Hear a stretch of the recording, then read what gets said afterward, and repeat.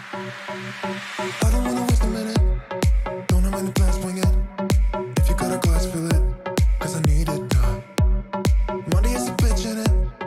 I don't wanna think about it. So if you know the song, sing it. Cause I need it now. Take me to a place where the music's loud.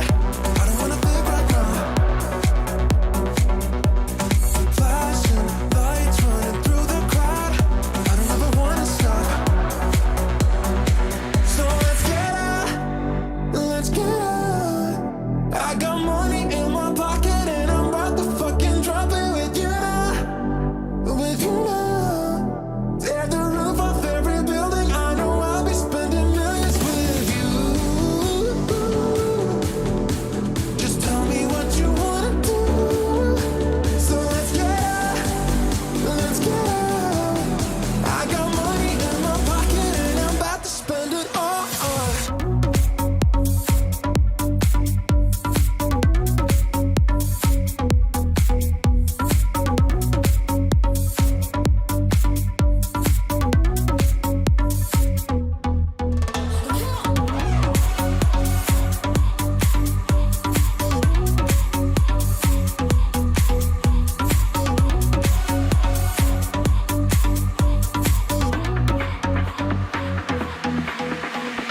I don't wanna waste a minute. Don't have any plans, wing it. If you got a glass, fill it.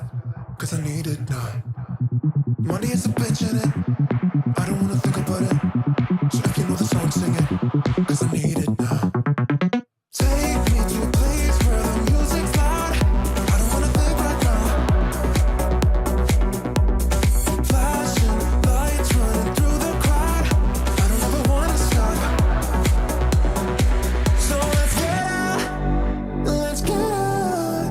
I got money in my pocket and I'm about to fucking drop it with you now. With you now. Tear the roof off every building. I know I'll be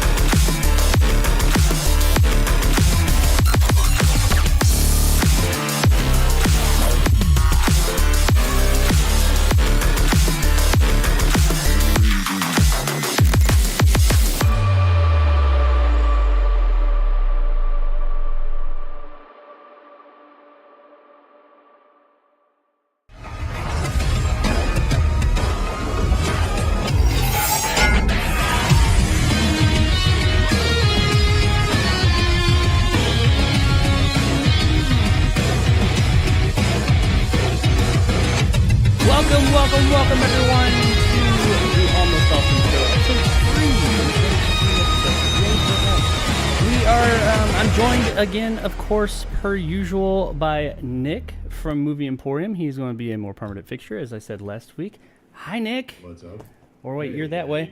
How you doing? Partially not dead right now. That's good. Yeah. Nick had a bit of a relapse, I suppose, from his illness from earlier last week, and so thankfully he's feeling better. Hopefully he doesn't get sick in the middle of the show here, but no guarantees, people. Yeah, no. Well, hopefully that doesn't happen. But we probably going to be a bit of a shorter show today. I know I say that a lot, but I don't have any reviews or anything. We're going to talk about a trailer, but I added a couple of extra stories because we didn't have not a lot of gaming news this week. Really just one main story, and then I've got some stuff that's kind of sort of linked to gaming news. And I just realized we can't hear Nick. Hang on just a second. Sorry, Nick. Can you hear me? Am I alive? I can hear you, but they can't. Oh my god. Reason being, it's because I didn't put my headphones on. See, this is what you guys come to this show for, is the professionalism. I know. Clearly I'm focusing on my miming abilities. It's the professional aspect and how I have everything ready. That's why people are here. Just a sec. Sorry, ladies and gentlemen.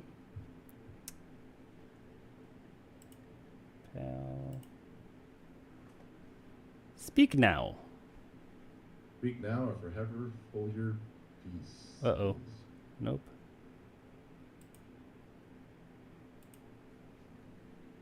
They can't hear me. Now speak. Can you hear me now? They can, but I can't. You cannot hear me. I'm sorry, people. So today I'm going to do the show with a mute. I am sorry. Hang on a second. Antonio says perfect now.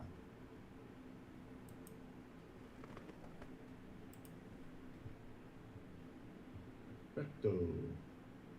Damn, what is going on?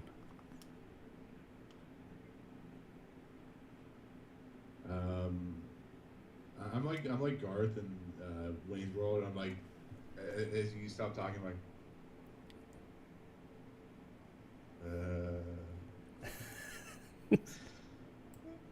shit.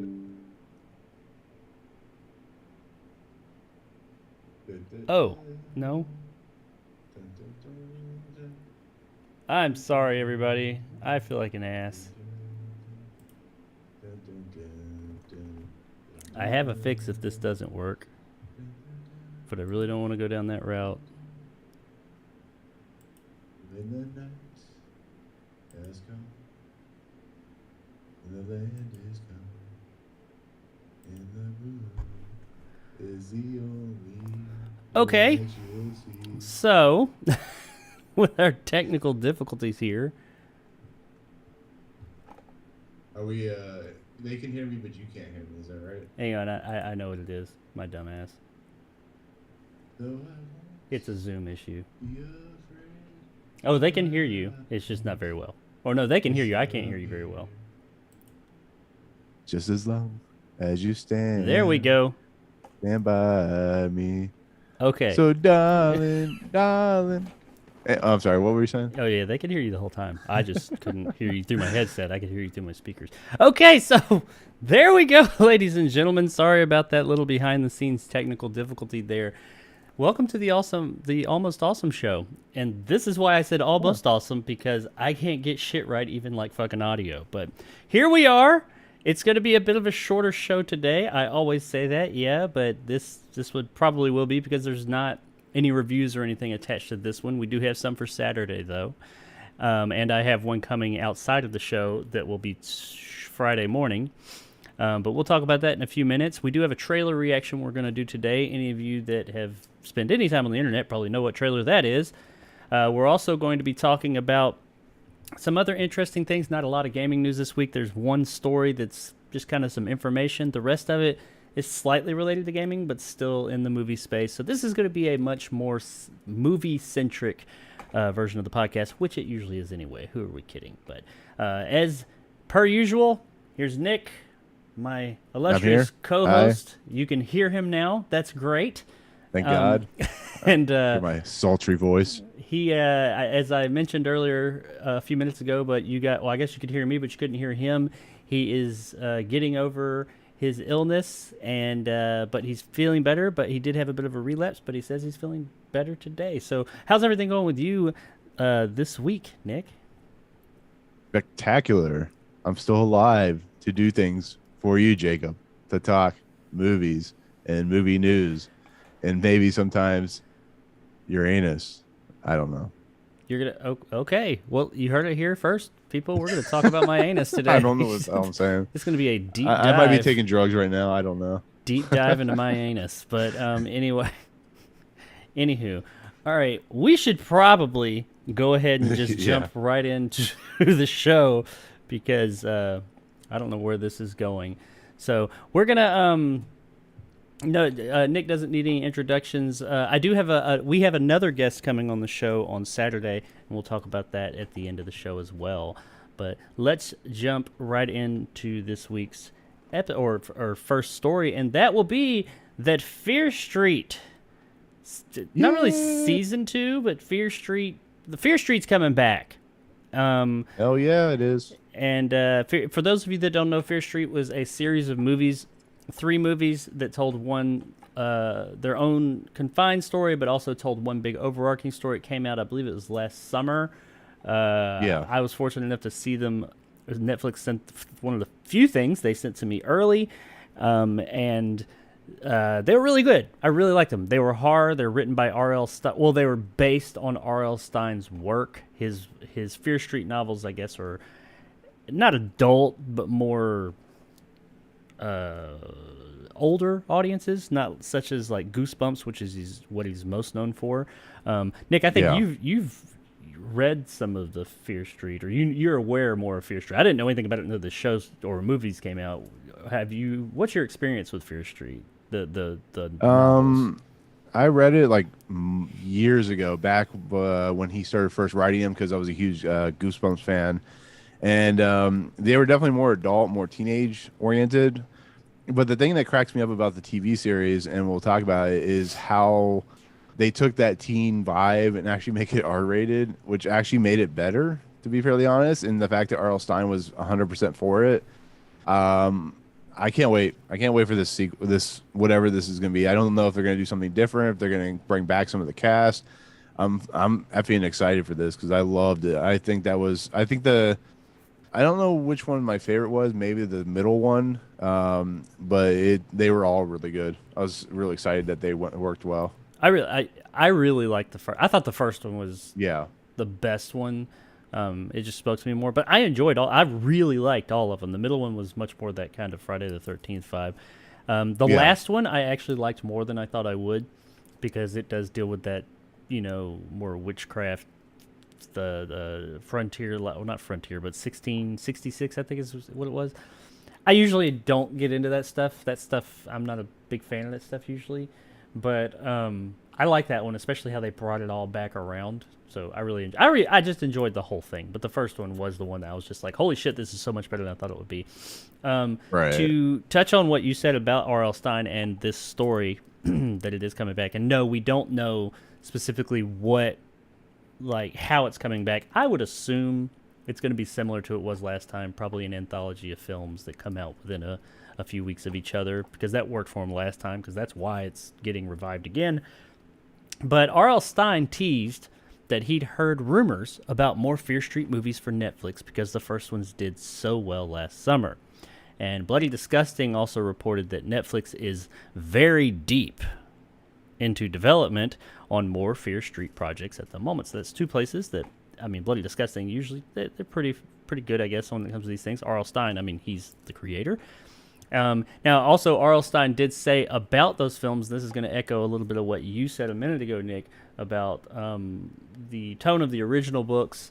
And by the way, before I jump into that, were the original books or were these movies? These movies, my understanding is that were they based like was there those stories were they in the books, and this was just an adaptation, might. or was it just kind of like just like a vibe that they were going for? They, I want to say they might be, but like I said, it's been so long since I've read them. I don't have 100% accuracy on that comment if I were to make that. I just know that they took the essence of like using teens and making it more adultish than, the Goosebumps books, those, yeah. So I don't know offhand 100%, but I would say maybe some of the characters are. But I can't be, I don't want to say that for, 100% guarantee. Okay. Well, either way, he said that of the Fear Street films that came out last summer, R.L. Stine himself said those films kind of shocked me because they were all R-rated, and I've never done anything R-rated. All those teenagers were getting slashed. I was like, suddenly I have a slasher movie. So apparently R.L. Stine was all on board for the Fear Street movies, and he really enjoyed them as well. And that's great. Yeah. I'm really excited to hear this because I did really, really enjoy those movies. But I know you briefly touched on it a minute ago. What was you said the middle one was your favorite. Like, what was did you enjoy the whole series? What was your overall, not the books, but the actual film series that came out on Netflix last year? What was your take on that? Well, I don't know if you remember watching the trailers for them, but they didn't look that great to me. And when I watched it, I think the thing that caught me by surprise is the fact they're R-rated and they have a cohesive narrative. But I think the fact that they made them a little campy, a little disturbing, and a little horrifying is something I really love because, there's horror films, if you know anything about them, are a dime a dozen in the world of, Hollywood filmmaking. And when you get an original one like this or Cabin in the Woods, that is right up my alley. And that's exactly what happened here. It just, everything about it, the first one was just, it was a good, Scream-esque horror film. And the second one was a slasher film. And the third one's, I think was like a set in the... It's kind of like witchcraft. Yeah. It's like... Deal. Or not crucifix. Right, it took it back. Like burning witches at the stake. Salem witch trials kind of thing. Yeah. And it was awesome. It really was. I didn't hate a single episode. I just liked the one with Sadie Sink more from Stranger Things, just because I like that concept of going to a camp and things not going right. And I thought it was awesome. So yeah, they were all awesome, but I like that one the most. For sure. I that's how I felt more or less overall about it. It was fresh. I was not expecting it to be nearly as gruesome and violent, and just fun and interesting, and it was having a good time. It was campy, but not too campy. It wasn't like ridiculous campy. It was just super, and like that bread slicer scene. Holy fuck. Yeah, exactly. That was great. That was like, what the hell?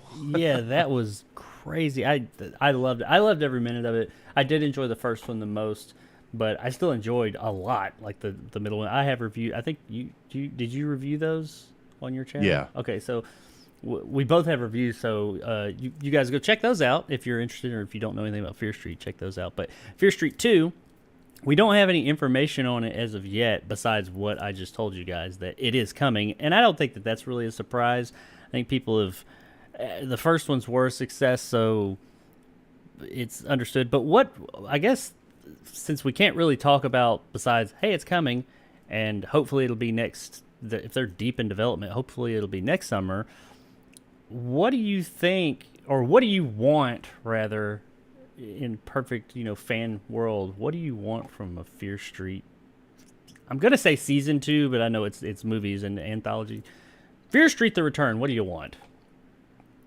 I don't honestly. If they keep it close to what they did, but added different types of horror characters, I think it could be cool. Maybe going into the whole everybody's possessed by a character could be. Maybe not do that, but I'm sure there's a wealth of characters in Fear Street, or if they worked with R.L. Stine on breaking up some new characters, because he's a pretty original guy when it comes to bookmaking and stuff like that. Maybe have it be like Tales from the Dark Side. Maybe have it be a kid reading stories or something like that. I don't know, because it's hard to determine like what has already been done in Hollywood when it comes to the horror sense, but it could be cool. Like I said, I'm not entirely sure what I want out of it, but it could be cool to do like an anthology, once again with, kid reading stories or something that come true or something like that. I don't know. Well, I hope that, because that was one of the things I liked about the original three movies, is that story, is that it did harken back to a lot of. It was very nostalgic. It was nostalgia bait for sure, but it was done right. It wasn't just nostalgia bait. They actually had an interesting story, an overarching story, and all that, and the characters I really enjoyed. And I just hope they don't do like the same thing again, because I'm not going to say Netflix is the only one who's guilty of that, but they can do that. I mean, Yeah. that's what we get a lot of times in Hollywood nowadays, is something really big or popular will come out and they're not expecting it to be as big it is, and then they just copy it. I hope I'm okay with them doing 3 movies again. I'm okay with them, all that stuff, everything that they did, that template. But I just hope the story is something. I hope it's a different story. Like, I don't want a continuation of what happened. I just want a totally different story. Right. And I want it to be something totally fresh like that harkens back to something. I don't necessarily think that they need to do maybe they don't even need to do like the time jump thing. I mean, I guess they could, but it made sense with that story because of how it was put together, and how, like, oh, you've got this entity that goes, throughout the time and everything and over the years. That made sense. How about, I mean, it could all take place in the same time. I'd be cool with that. Just do something fresh. That's my biggest fear, is that it's going to be the same story with different characters, or different, this time we're doing 2005, and 1970, or 1985 or so, something like that. And if they do that, I hope that it is done in a way that just makes sense and complements the characters of the story, like this last one did, because I really, really, really enjoyed it, and I am really excited about the prospect of this, but I admittedly do have reservations as to what they're going to do with it. But as of right now, who the fuck knows what they're going to do? Exactly. I'm Do hoping something for the best. Yeah, inventive. they're going to do something. But I'm hoping for the best. I'm looking forward to it. If R.L. Stein's on board, which he was, I don't know how much of a creative force he was behind the movies. I mean, obviously, he was the original author of the books that they're based on, loosely or not. But hopefully, it's apparently going to be all the same people, not in front of the camera, but behind the camera. A lot of the same people are going to be returning. The director, I heard, is coming back, and like a lot of the creative force behind it. So that's good. I just hope that it doesn't come off as forced, and I hope that the first Fear Street just wasn't like, a fluke or something like that. But Yeah, that's the hope. 'Cause, that, like you said, they could get real bad. So yeah, and I hope that's not what happens. But alrighty, so moving on from there, like I said, not a lot of info on that story, but come on, Netflix, Fear Street, and R.L. Stein and the other people, do us proud, bring us something awesome again. Okay, so moving from there, we're going to jump right into our next story. This is more of a retrospective on something that most people all already know, and that is that John Wick originally apparently was supposed to be Old Man John Wick. Kind of like Old Man Logan, I guess. The story goes as that in the original screenplay of John Wick, the lead was a 75-year-old man, 25 years after being retired. It was the fun of watching someone like Clint Eastwood kick ass. I thought, and this is coming from the writer, or the director, he said, I thought, okay, there's probably 1 or 2 names you could do with this, Clint Eastwood or Harrison Ford. And when it came to Keanu Reeves' desk at his house, because apparently he reads a ridiculous amount of scripts, according to this story. Sounds like about right. Yeah, they go into his house and they said he's just got like tons and tons of scripts, and he reads them all. He doesn't. A lot of actors and people in Hollywood, understandably so, I guess, to a degree, they have other people that kind of field them and then say, hey, I think you would like this. Apparently, he just reads these fuckers, and he read this one in an hour and a half, the original John Wick script. Doesn't make... I mean, that sounds fast, but, I mean, think about John Wick for a minute. The story itself, I enjoyed the story, it's good, but, I mean, that he read it in an hour and a half, John Wick is a whole lot of action. And yeah, you can put action on the page, but a lot of times screenplays, for those of you that don't know, are just... The action segments are kind of, besides maybe some key points, are much more vague They're just kind of like written in Yeah. there, and they say like, "Oh, big car chase happens," and then they figure all that stuff out in the production itself. Maybe they'll put a couple of things in there, but it's not like the rest of the story is much like the character interactions are usually much more intricate and more detail. When it comes to big action scenes, they just give the basic synopsis of what's happening. So I could see that screenplay being kind of short, myself. So, but anyway, he read the whole thing, and then he said, "I'm on this. I'm on board." And they said that the first thing that Keanu said to me was, "Okay, Derek," which is the director, "I'm going to play him 35." And I'm going to, and Derek, shit, I can't remember his last name, but the director of the movie was just like, "Okay, I'm fine with that. Sure, let's do it." That's really this is coming from a new book that has just come out called "You Shouldn't Have Killed His Dog," and it's kind of a looking back at John Wick and all the stuff like the untold stories and all that. And I thought that was interesting. What we could have gotten with John Wick could have more or less been like another Taken movie with like Liam Neeson, but with like Harrison Ford or Clint Eastwood. And I just kind of wanted to talk for a couple of minutes of like knowing where John Wick went and what John Wick is now. What if it had been Clint Eastwood or Harrison Ford? Could that have been cool? Would you have liked it? What is that something you would have wanted to see? Do you think it could have been as good as what we ended up with? I only have one thing to say. Get out of my car. Hey, that was a badass car. Okay. I love that Yeah. car. Rickon, leave my dog alone.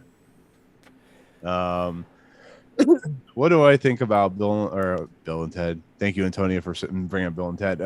For John Wick playing 75, that would have been interesting. As we've learned, Clint Eastwood or Liam Neeson have played old people doing badass stuff. So at this point, I think Keanu Reeves is like 50 plus years old. So Yep. I think he's built himself into he's built himself into the role. But bring it on. I can see a 75-year-old man taking on a bunch of bad guys. I think it'd be cool. Look at Christopher Lloyd and Nobody. Dude's 80 years old taking on bad guys. So I mean, would it be weird? Maybe, but I would kind of enjoy it. That's just how I look at it. I could see Harrison Ford doing it. I mean, it's been a little while Yeah. since I've seen Harrison Ford, but I could see him doing it. I don't know if I could see Clint Eastwood doing it, especially after seeing that last movie he was in, Cry Macho, and the very limited action-y scenes he had in that. Clint Eastwood was the fucking man in his time, but I don't. Now, granted, this would have been what?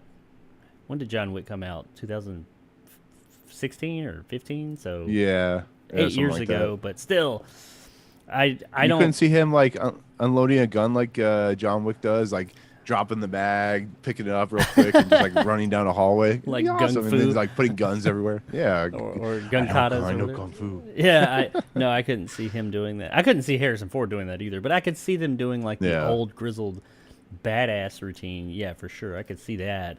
I think that the John Wick series would have been a very different series had it gone with one of those two and have been a 75-year-old man, which would have made sense. I mean, I don't think anybody expects a 75-year-old man to be like bouncing around the room like Keanu Reeves was, but No, I like the way it went, but it would have been an interesting take.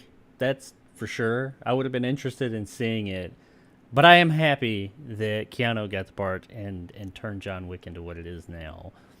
But yeah, I mean, maybe we'll get. I don't know. We're probably not going to get that now because if that came out now, it would just be called a John Wick ripoff, which it would be. But yeah, that's really all there is to it. Is a John Wick was supposed to be 75 years old.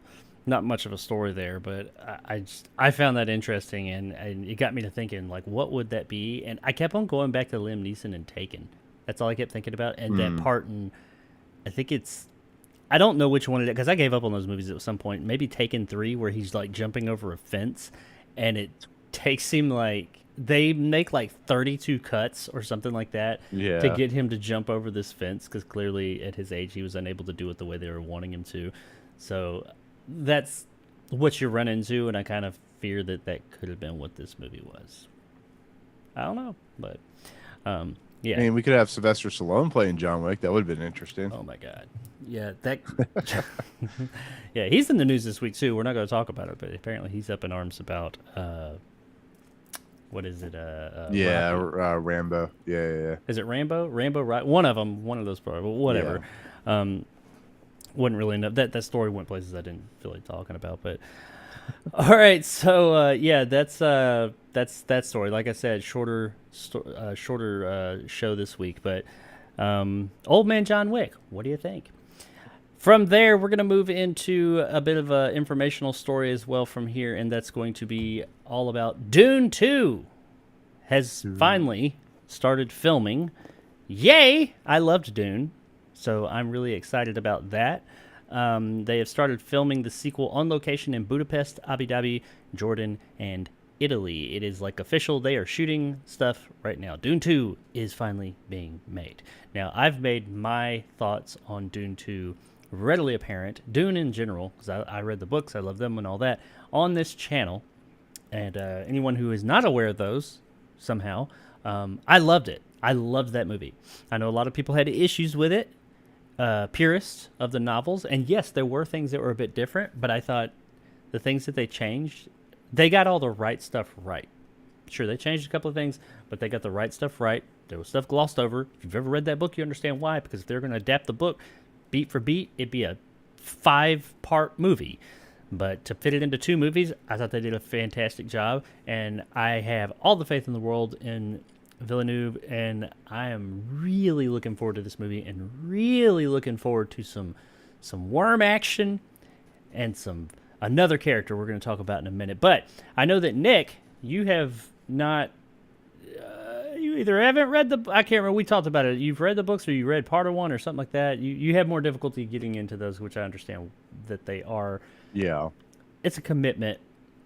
It's a Yes, it commitment is. to get into those books. The first one, at least. The other ones, the spin-offs or the sequels are not as difficult to get into, but to get into the first book, it is very dense and there's a lot to get into there. It's a hard read. But and I pushed through it years ago, and I do enjoy it, so I was happy to see this. But it's coming from someone who has not read the books, give us just your basic. I know you have Nick has a review as well. And I think we did a spoiler review, didn't we? Yeah, we we did did. That's spoiler actually the first one we ever did. It was Yeah. for Dune. Hey, check out our very long spoiler review. But what are your basic thoughts on Dune, and what are you excited about Dune 2, and just this whole thing as a whole? How do you feel about this? Well, Dune is a book that I had trouble with. Like someone said, J.R.R. Tolkien's books are very difficult to read. It's just a very heady story, as we all have discussed before. it's very difficult.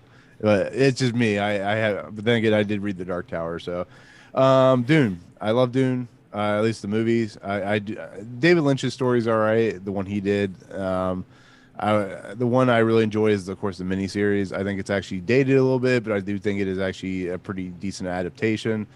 Oh yeah, the sci-fi miniseries. Yeah. That was. I mean, you got to understand when it came out and that it was a TV movie before TV movies are what they are now, or miniseries. It was of its time, late 90s, early 2000s. Yeah. I think it came out in 2000. But as far as telling that story, I thought that was great. That was an awesome miniseries. I love it. So, yeah, check that out too, people. I'm sorry, go ahead. No. The thing that caught my eye, not only was Denis Villeneuve doing this movie, but the visual work that we saw from the trailers automatically got me on board, because this looked like nothing that, actually, if you look at Blade Runner 2049, that's a gorgeous movie too. But as we talked about in our spoiler review, as well as your review, this is a movie that I think truly gets the vibe of Dune. As much as I haven't read the books, from what I've gathered from you and some other people, it really does gather the vibe of the story. It has perfect casting. It has perfect storytelling, and it's just a good movie. And, Dune 2 is coming out. Like I said, we'll talk about it in a second, the casting, but it's just, when you're so on point and so on fire, even if this movie only made $40 million instead of $100 million or whatever it made, I still think the story, the money's on the screen, and it shows and it works. And I think it's just a great film. and that's why I can't wait for Dune 2. I think Dune 2 is going to be absolutely fantastic, and from what you've told me about it, it's going to be much more exciting than what the first Dune put out. Because Dune, the first one that came out last year, was a lot more setup than anything. So, yeah, I can't wait. That's what the first book is, which is both these movies are based on. The first book is the first half of the first book is a whole lot of setup, and then all the big over-the-top action scenes and everything, and the payoff, obviously, are in the second part of the book. Just the riding the worms and stuff. I can't wait for. We saw a little bit at the end, but I can't wait to see that. And I think Zendaya, like we talked about, we were talking about a long time ago, how Zendaya was going to be switched over or something like that. Yeah, which I don't know. I don't have it in front of me, but there is. They're still talking about that. We'll talk about that in just a second, and how we feel about that, because I'd be interested to get your perspective on that, because you are not. I'm coming from the perspective of someone who loves the books and who knows that story already. I know, assuming they're going to follow it like they did the first movie, that I already know what's going to happen. So, I have expectations going in. So I'd be interested in yours, because you don't have those expectations, or not the ones that I have, at least. Before we get into all that, though, I do want to talk about or throw out, we have a few new characters that are going to be in this movie. And some people will be like, well, they were supposed to be in the first one. Yes, you're right, but, shit has to be cut. There's some characters from the story that are having their premiere in the second movie. Austin Butler from Elvis, who I thought did a great job in Elvis. He is apparently going to be playing a character I've really been looking forward to, Fade Rotha. And that is, he's kind of like he's played by Sting in the David Lynch movie. Yeah, I know. He's not the main antagonist. That would be the Baron. He's his nephew. He's kind of like his lackey, the tip of the spear, if you will. So I'm really looking forward to that character. I don't think he was necessarily done justice in, like, a lot of things weren't done justice in the David Lynch movie. His character does have some more layers to him than we saw in that movie, so I'm looking forward to seeing that. Also, I thought this is like the weirdest bit of casting, but the most perfect bit of casting. Christopher Walken is going to be the Emperor, which the Emperor does show up earlier. I cannot wait for this. Yeah, he shows up earlier in the books, but I'm okay with him having not shown up in the movies as of yet. But I think that, like I said, that's just like, Christopher Walken is just a weird individual, but to hear him, like, Christopher Walken, and I'm like, no, that works. Him as the Emperor, because the Emperor is supposed to be, from the books at least, just this kind of over-the-top kid. He's the Emperor of the fucking universe, so yeah, he's, or the known universe. So yeah, he's kind of a big, imposing force, and Christopher Walken, I'm really looking forward to that. We're also getting Florence Pugh, Leah Sado, and I'm going to butcher this, Sahulia Jacob? I don't know. I'm not sure who that is. Maybe if I saw a picture, but it doesn't say what characters. I assume Florence Pugh or Leah Sado are going to be the Emperor's daughter, because she does play a role in the book as well, a fairly important role. So I assume one of them are going to be her. They don't say what characters these people are going to be, but they're showing up. These are the more well-known names that are showing up. But the ones I'm looking for are the Emperor and Fade Rotha, which are going to finally show up. For me, excuse me, I am really looking forward to this movie. Like I said, I don't want to talk too many, like, what happens in the books, but yes, there is sandworm riding, which we see closer to the end of the movie, and some other things that come up. The superpowers that Paul gets, for lack of a better word, manifest themselves more in the end of, or in the second half of the book, and we see where his character's going. I'm looking forward to seeing that, because in the Lynch version, they took all of that the weirding way, and they put it into these little guns, that they shoot. Those are not from the book at all. As cool as I thought they were in the David Lynch version, but they're not in the books. They need to bring back those the square shield things that they had, like the very early CGI that they used in that movie. They bring that shit back. Well, they're in the movie. The personal shields are in this movie, or in the first movie, and they'll be in this one too. But yeah, they're not the square polygonal shields that they have. They're more like this vibrating thing. But Yeah, I love that's some of that retro tech that I do actually love, but no, I doubt they're coming back though. But the movie also, last bit of fact of the movie is it is slated to open November 17th, 2023, so just over a year from now. So that's exciting.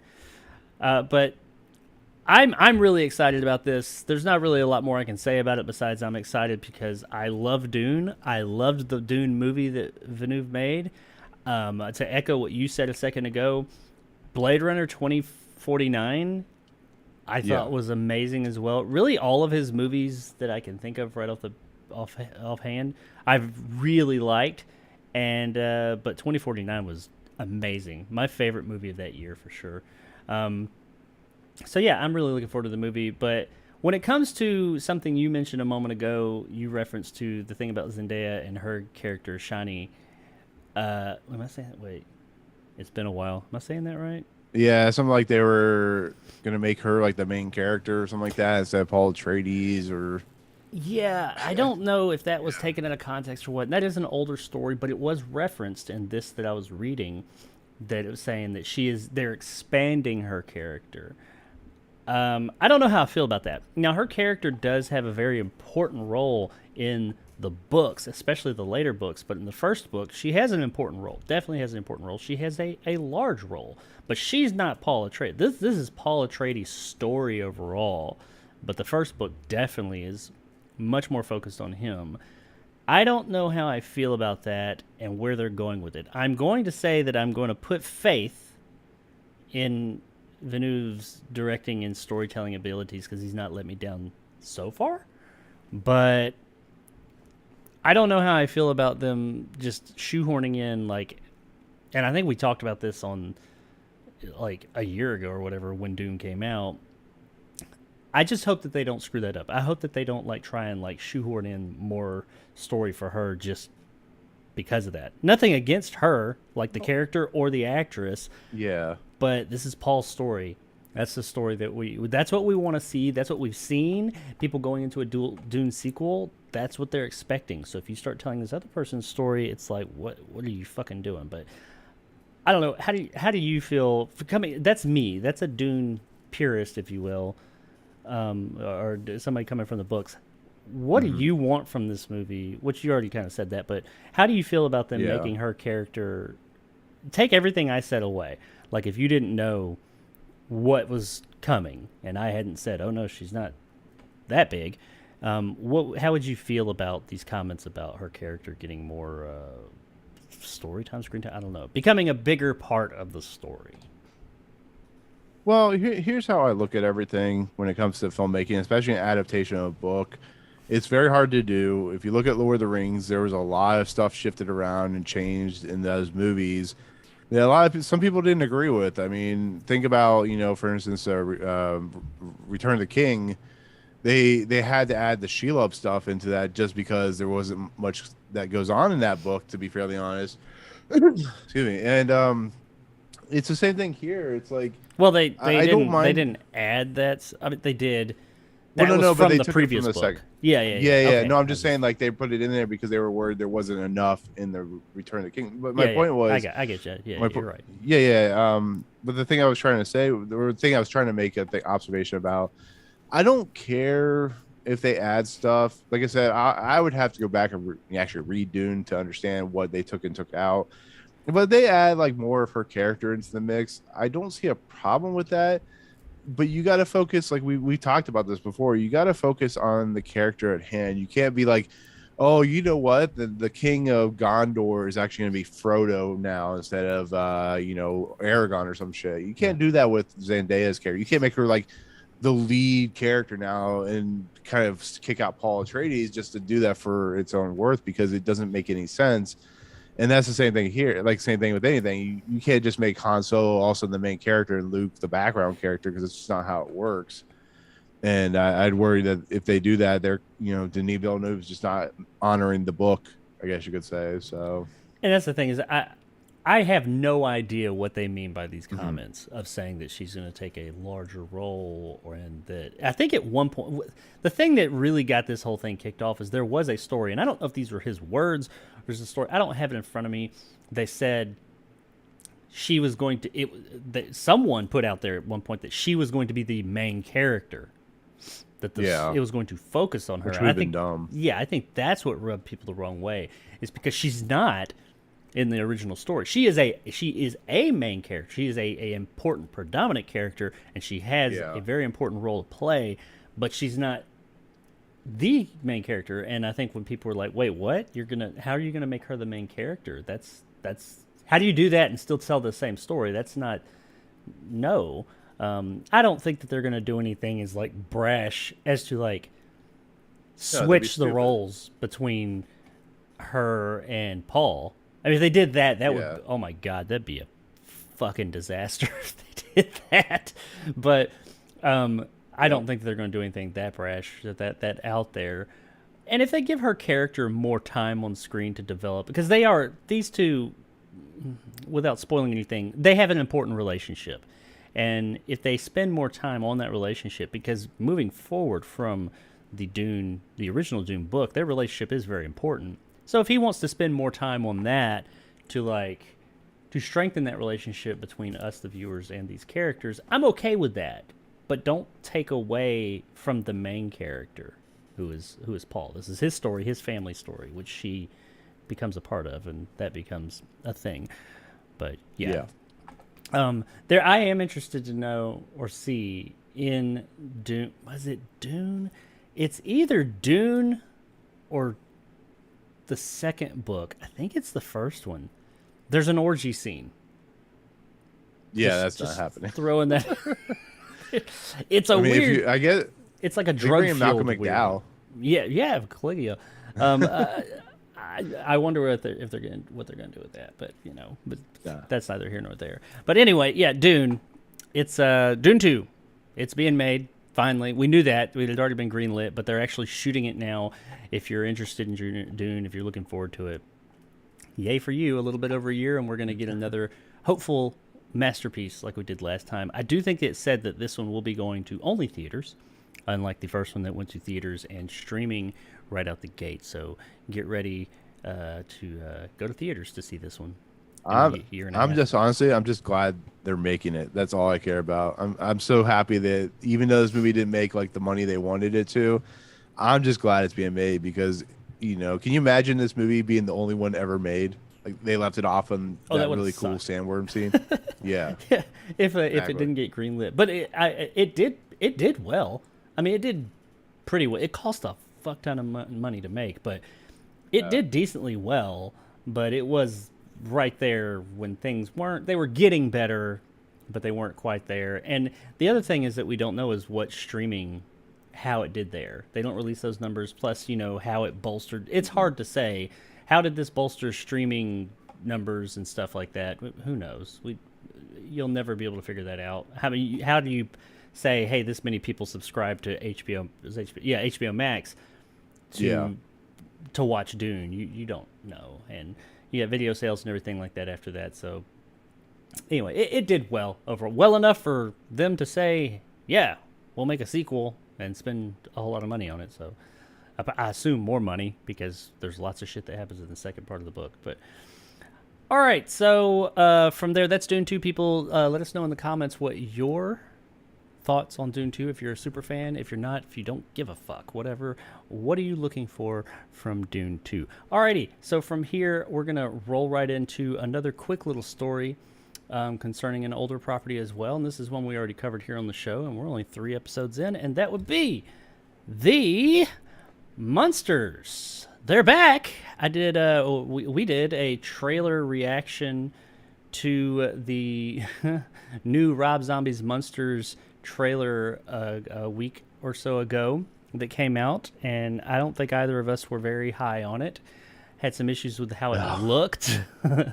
It's an interesting take. I think that they need to put that motherfucker in black and white, but that's not what we're here to talk about today. We're not talking about how it looks, even though I'm sure we will mention it again, and whether it'll be good or not, but where it's going. Now, remind me, Nick, you probably have a better idea. This was going to, is it Peacock or Paramount Plus? It's going to Netflix. It's gonna premiere right there I with know that. Wednesday. You let the cat out of the bag. No, but I mean, Oh, it was I- originally wasn't oh. it originally going to Yeah, no, it was originally gonna go to Peacock. yeah, and it may still be. Uh. That's one thing I don't know. It may still be going to Peacock, but that's the story, Nick. Damn it! According to No, Rob I'm sorry. Zombie, I'm sorry. according to Rob Zombie's Instagram, the director's highly anticipated feature, The Munsters, will be heading to the streamer alongside Tim Burton's Addams Family spinoff series Wednesday. So this is kind of a 2-3 stories in one. They're talking up a lot how the Addams Family and the Munsters will be going head to head again as they did back in 64, 65 on TV when they both came out. That's all fine, well and good, great, yay. And but I was more interested in that it's coming to Netflix because everything I had seen is it was going to Peacock Peacock, because I always get that and Paramount Plus mixed up, but it was coming to one of them, and it may still be, and maybe it'll premiere there, and then a few weeks later or something. They don't give us those details. It's just now all of a sudden they just dropped it. It's coming to Netflix, and I'm like, well, that's out of nowhere, and do you think that that's or me myself? I look at it because it's Peacock, and I'm like, who? I know you do, but who the fuck has Peacock? Peacock is probably one of the lower tier services. Nothing against their content, but you just don't hear a lot of people saying, "Hey, tonight I'm going to go Peacock and." I get them for free with Xfinity. So does that count? I still don't watch it. Yeah, there you go. Exactly. So I know they do have some content on there that shows up there. They get some stuff. I think all their stuff is Universal, right? Is that Universal? Yeah. Yeah. Yeah. That's where Halloween Kills went and died. Yeah, and rightfully so. But so it's probably still coming to Peacock, but apparently they noticed that, hey, we need to get everything we can out of this thing. Let's put it out on a service that people actually subscribe to, which is Netflix, and it's coming to Netflix now. And coincidentally, it's coming at the same time as the new Wednesday show that Tim Burton's behind, which I don't know how I feel about that. Well, I do know how I feel about that, but that's not what we're here to talk about. What do you think of that? Do you think that this is a good move on their behalf to put this show on Netflix and not keep, because what these streaming wars have been doing all this time is like, oh, we've got this movie, we've got this show, that's what we want to lure you in to our service with. And it looks like here they were just like, okay, guys, it's not working. It's just not working. So just put the shit on fucking Netflix. We got to make some money on this shit. So what are your thoughts on this story, I guess? God. I hope this movie goes and dies quickly on Netflix, which is what happens. Ooh. Honestly, for a fact that this has been Universal saw this movie. They realized they wasted $45 million on it, and they're like, who's the highest bidder? Who wants this garbage dumpster fire of a film? And Netflix is like, we're losing subscribers. I'm sure people love Rob Zombie, and they probably sold it to Netflix and like, hey, we don't have to worry about that. Let's talk about Halloween Kills. That's coming soon, but Monsters. And oh, by the way, I don't know if you saw this. One of these YouTubers that I watched did a version where they showed the trailer in black and white, and I was going to comment on it that. should have been in black and white. I'm wondering if it still will be better. Do you think that they could possibly, because that's possible, the biggest complaint I've heard since that trailer came out is it looks like shit put it in black and white, and a lot of people have been doing that. I've seen quite a few people that have put the trailer in black and white and said, look, it looks good now, which leads me to believe, I know we said we weren't going to talk much about the look of this thing, but it is what it is. It leads me to believe that this was shot for black and white or in black and white, and that may be one of the reasons, one of the two possible reasons as to why it is so vibrantly colored, because you shoot things in black and white usually with more vibrant colors, so the colors, you can see it, you can differentiate a difference in the tones. Because if you use muted colors, it just, everything comes across as just black and white. But either that or it was still, I feel like it was shot at least for or in black and white, period. Either that or they went back and they color graded it or they colored it afterwards like they used to with like Technicolor back in the day, and that's the vibe he was going for. and it just didn't work. Or somebody at Paramount was like, no black and white. We want it in color. Put it in color. And he was like, okay. And he did it and said, here's your trailer, and knew that was going to happen. I don't know. But they need to do something, man. They need to do something to that shit. Either black and white or fix that fucking color. Because I don't give a fuck where you release it right now. It looks like ass. But hey, good for Netflix for scoring this. I'm sure on Netflix it will do better on Netflix than it would Peacock. I'll say that much. That is my hot take, if you will. It definitely will do better on Netflix than it did on Peacock. It would. I mean, they have some hot garbage on Netflix that have come out recently, and you're not wrong. You're definitely not wrong about that. So. Oh yeah, I mean it will definitely, because I mean their subscriber base compared to Peacock is probably like, I don't know, 500 times that much. So if nothing else, it'll be in front of that many more people. So yeah, that's if you're looking forward to this movie and you're kind of like, well, I don't have Peacock, and like most people that don't have Peacock that were at least wanting to check it out as a curiosity, now you'll be able to, because you probably have Netflix, because everybody has Netflix just about. So there you go, Monsters coming to Netflix. Now, this isn't the last we'll hear about Netflix today. I do want to touch on something with Netflix, which when we get to our first gaming story, remind me if I don't bring that up. There's a little something that came up. I just want to mention it. But okie dokie, people. From there, we're going to take a break from the stories and jump into our first or our only trailer reaction of the day. And if you had not guessed, which if you spend any time on the internet, the only trailer that came out really today or in recent memory would be that of Halloween Ends. Not Kills. Halloween Ends.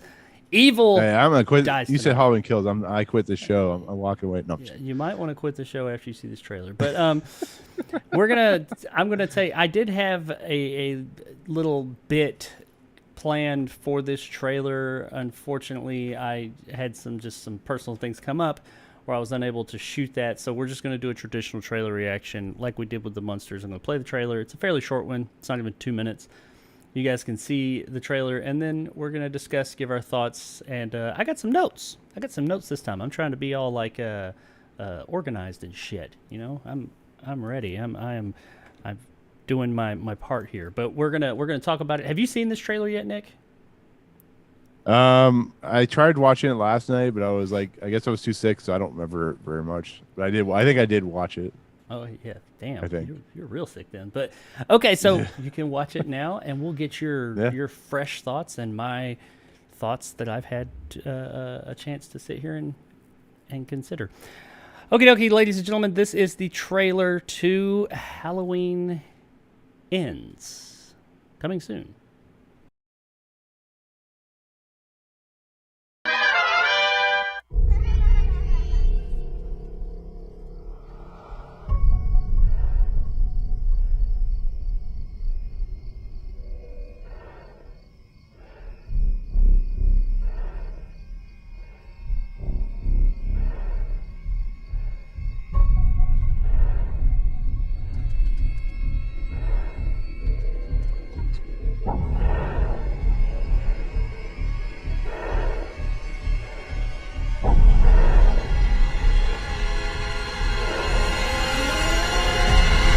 Come on, let's go.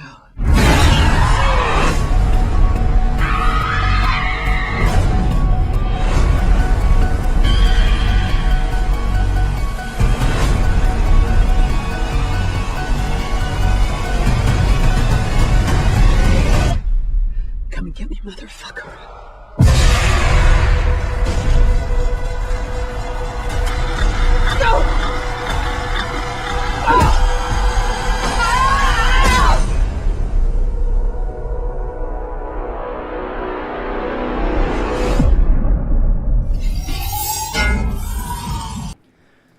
So there it is, ladies and gentlemen.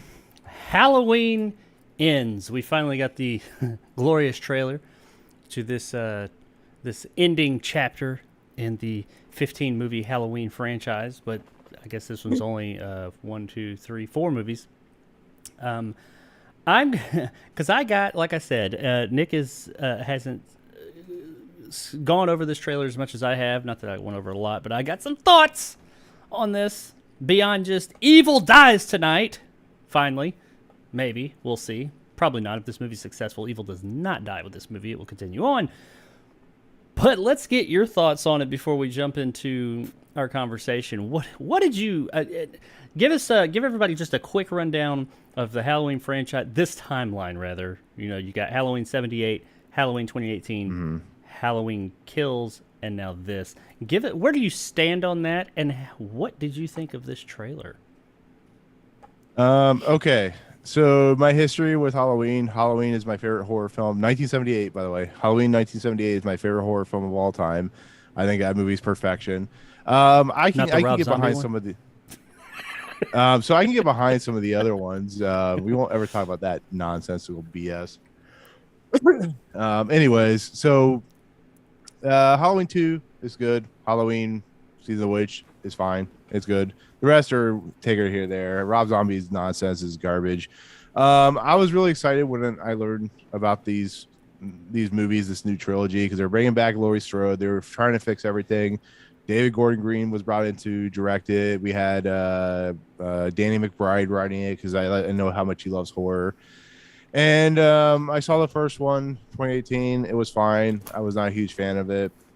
It's very well known how much I hate Halloween Kills. I think it's a piece of garbage. I think it's one of the worst horror films I've seen in quite some time, up there with like Slender Man. I am saying that right now. Slender Man is the worst horror film I've seen in my lifetime. This is right up there as one of the worst things I've ever seen. So watching this tell us trailer how you really for feel, Nick. oh yeah, trust me. Just watch my spoiler discussion. I'll tell you exactly how I feel about Halloween Kills, especially Slender Man. Anyways, excuse my cop. This trailer sucks. That's all I'm gonna get down to it. This is gonna be the same garbage as the first two. It's gonna suck. I'm gonna be pissed off. I'm gonna hate Halloween. I'm just gonna go back and watch the original movie that John Carpenter. I love the music for this trilogy because John Carpenter is doing some fun stuff. But I'm sorry, you had two chances, and I think you said you liked the 2018 version, but you've had two chances with me. Yeah, I mean 2018 is fine, but like I said, you've had two chances and you fucked them up both times. I'm sorry.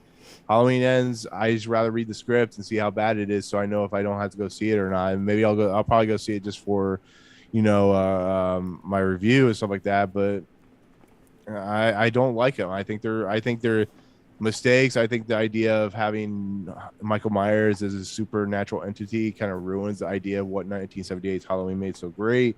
Well, that also? I know you're a bit more of a Halloween super fan than me, but because that's where I'm sorry to cut you off, but that's where the movies eventually ended up going. The original movies is like he was this supernatural it was being, not good, and that's what they were wanting to get away from with Halloween 2018 was to have a more grounded, pure take on Halloween, and Kills just went right back into it by the end.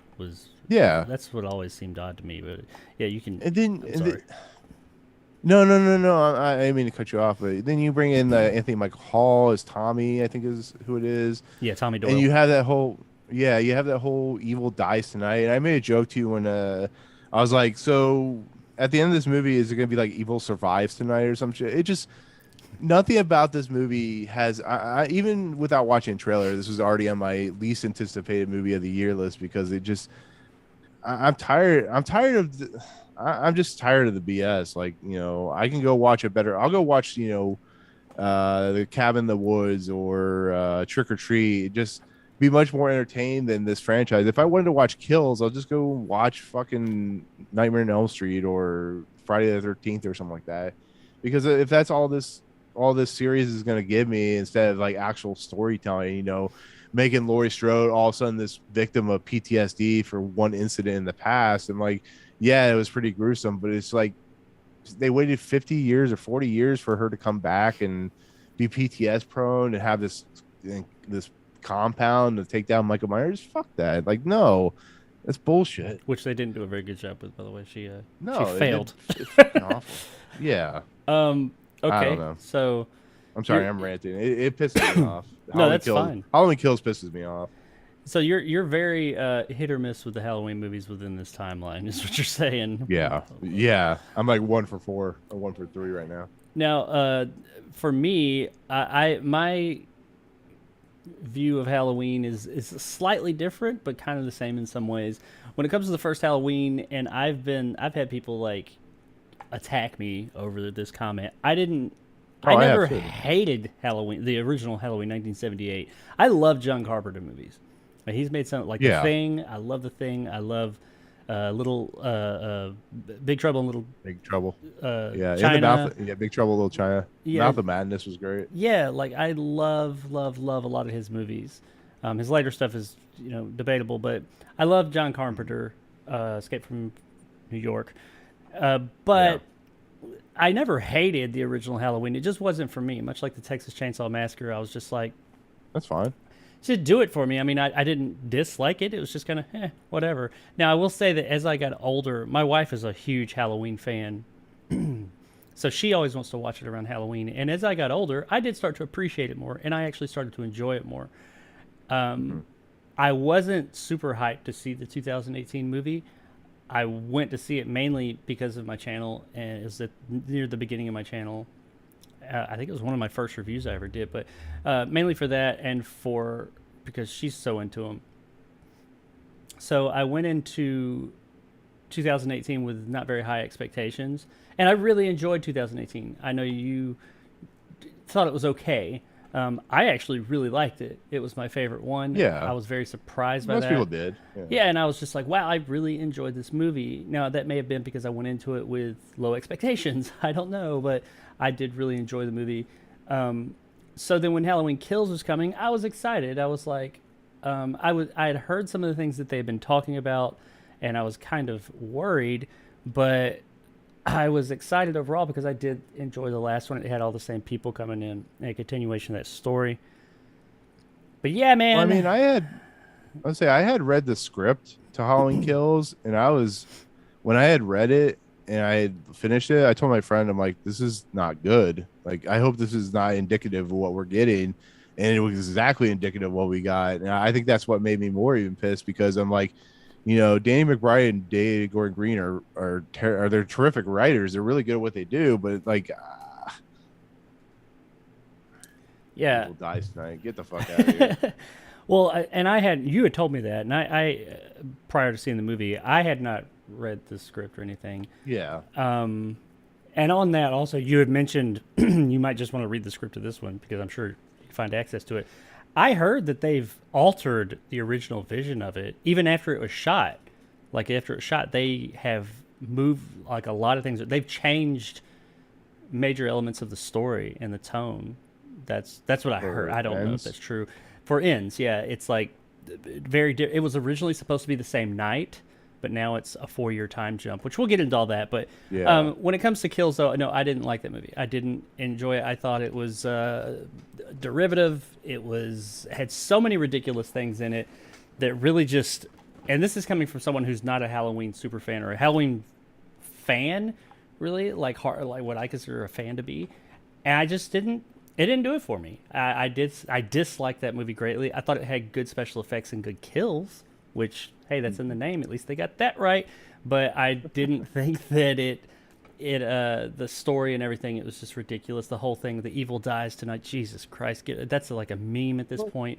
The whole the mental patient running around and the crowd mentality and how they worked in all this like political stuff, like not political stuff like right in your, well, it's more or less in your face, but like this undertones and things like that. And I was just like, get the fuck out of my movie. I mean, yeah, that stuff happens in real life, but that's not what I'm here to see. I'm here to see Michael Myers. So that's where I was at, and going into this trailer, and I'll say, what made me love, why I love Halloween? It's the same thing with 70s horror films. They don't have to show you, it's the same thing with Jaws, as we talked about it. They don't have to show you every graphic horror kill to get his point across, and you could have a fun, entertaining story. Like, the Halloween story in 1978 is not what I would call the greatest story ever, but it had interesting concepts and ideas, and was scary. The idea of who Michael Myers was and just the fact you don't know much about him is what makes it scary. Here they're trying to rush into like, oh, he's an entity, or he was the sister of Michael Myers. It just, eh, Yeah. just the Well, original was so good. Like same thing with like Nightmare on Elm Street, Friday the 13th. You didn't really have much. You just kid who drowned in a lake. Mother got revenge. That's what's cool about it. So. yeah. It's simpler times, simpler stories. Now they try Yeah. and make everything too convoluted. And that's what, and see, that's 2018. I felt like stuck with that simpler, crazy guy. Halloween, he kills people. He goes back home. Evil comes home. And I was fine with that. And then Kills, they try and add in all this other stuff. And suddenly he's got supernatural powers that came out of fuck all nowhere.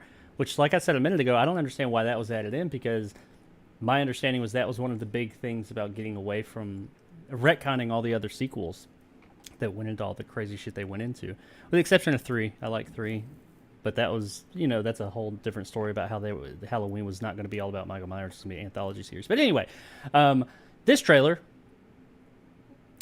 I didn't love it, but I didn't hate it. I'm not going to lie. Now, Yeah. I'm trying to take myself totally away from how I felt about the last film. Just looking at this trailer as a trailer and not saying this is a sequel to a movie I really didn't like. Just from what I see on screen in this trailer, okay. I mean, it doesn't really give us much, so it's kind of like, all right. But I do have some questions about it, and this is coming from the... Can I ask? Yeah, sure. Oh no, I was gonna say, where's he been for 4 years then? Has he been hiding in a closet? That's Is that one of your questions? That's on my list, yeah. But no, that's a great question. Oh, I'm sorry. No. I just got some observations from this trailer, and this is coming from the perspective of someone who's seen the last movie. And apparently, for some facts, this is going to be a 4-year time jump from the end of the last movie. For you, those of you that don't remember, which I could understand why you don't remember that movie, block it out. At the end of the movie, Laurie Strode's daughter is killed by Michael. He is now this unkillable machine, like not machine, but supernatural force. He kills a shit ton of people, which the scene on its own, honestly, in that film was entertaining, but it was ridiculous and it didn't fit the story. But all that aside, he kills her up in the window and then disappears. And 4 years later, that's when this movie picks up. And to go back, or to harken back to what you just said, where the fuck has he been? That I'm sure we'll get some type of explanation as to where he's been. My question is also, this motherfucker doesn't look like he ever bathes. Like, he's just like nasty, like just nasty as fuck.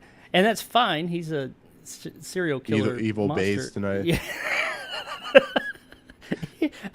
That, yes, I love that. Thank you for that. But I try. this fucker must stink to high heaven, which makes me wonder, how in the fuck is he sneaking up on people? They must smell this motherfucker from a mile away. Like, they're in their house and he's upstairs hiding in a closet. They're like, what the fuck is that smell? Jesus Christ. That's a dead motherfucker. Old Spice from Michael Myers. Yeah.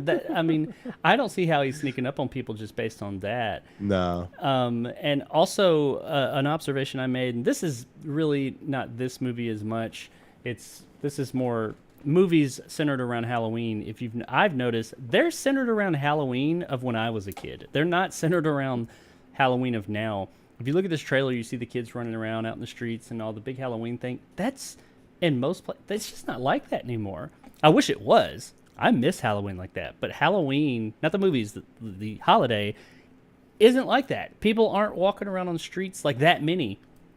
And in these neighborhoods and stuff, you'll get like centralized neighborhoods that do like a little thing. But a lot of them just, it's not like when I was a kid in the 80s or even in some in the 90s when kids were freely walking up and down streets. No, it's like they're all at fucking, this should take place at a fucking trunk or treat or something. I mean, if they want to be time accurate to how it is now. And I honestly think that could have been interesting if they worked that into where, if they just acknowledge the fact that Halloween's not what it used to be, at least show like somewhat of a difference. But no, you look at these movies and it's like flashback to the 80s, but it takes place nowadays. And that always makes me kind of wonder, that's Halloween. It's not going to be like that this year. And in most neighborhoods, they just don't do that. I wish they did, though. And there's a part in the trailer when Michael is opening the door slowly, and Laurie Strode's sitting there with a gun. She's just pointing it, waiting for him, pointing straight at his head, point blank, can't miss. And I think she says, let's go, or let's do whatever she says, her little tagline. And then you know, the scene cuts or whatever, but she's got him dead to rights. How did the movie go past that part?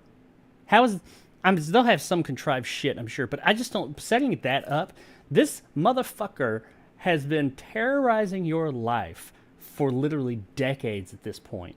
You have a gun, assuming it's fully loaded. Well, it'll be that it jams or is empty or something.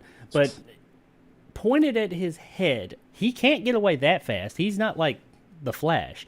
All she's got to do is unload on his head, walk up, and just bullet after bullet in his fucking head.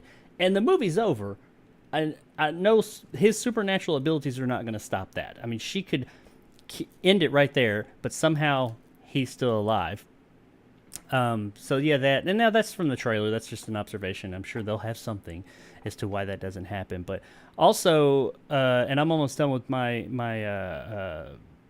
what I got to say here. My last point we'll talk about lastly, but this right here, supposedly, and this harkens back to Kills as well. They're saying that this movie, I think you told me that this was after Kills came out, that this one is supposed to be political in some way as well. Like they've added in some political stuff, and I don't really care what they've added in, but when the fuck are we going to stop doing that? I mean, okay, if you have a political intrigue movie, it makes sense. If you're making a movie about a political situation, it makes sense. But if you're making a fucking horror movie, a Halloween movie, a Friday the 13th, something like that, why? Stop. You got to remember, though, horror films, especially, look at The Purge, look at Jordan Peele's movies, they're all political in nature. And Halloween Kills was very political in nature. It dealt with, the mob mentality. It dealt with, I don't want to get into politics, but you know what you can see the silver lining or the lining of what it's going for. Storming areas. So them, yeah, exactly. And the entity who's the big bad that they're, anyways, this is not going to be, it's what they go for. It's what horror films have always been. I mean, you can go back to, Nightmare on Elm Street, and you can go back to Halloween. And with some of them, it makes sense. I mean, The Purge, that movie's set up to have, the government is doing this thing, and there's a revolt against the government. Okay, it makes sense there. You could work it in, and that works. And but you've never noticed that horror films in general have had that slant? Like, that's what makes horror films so scary, is they can do, like, the horrifying, but a lot of them are slanted towards a political nature, and it's because of the, I mean, that's just how I've always seen it. But like Halloween Kills just went like super in your face. It's like we're super leftist, so we're just gonna go straight into this like crazy political idea. And maybe that's the thing, is maybe they have always been, and it's just, it's low key, and that's fine. It's not shoving it down your throat, because when it comes to messages in movies, I typically don't mind them if they are done naturally.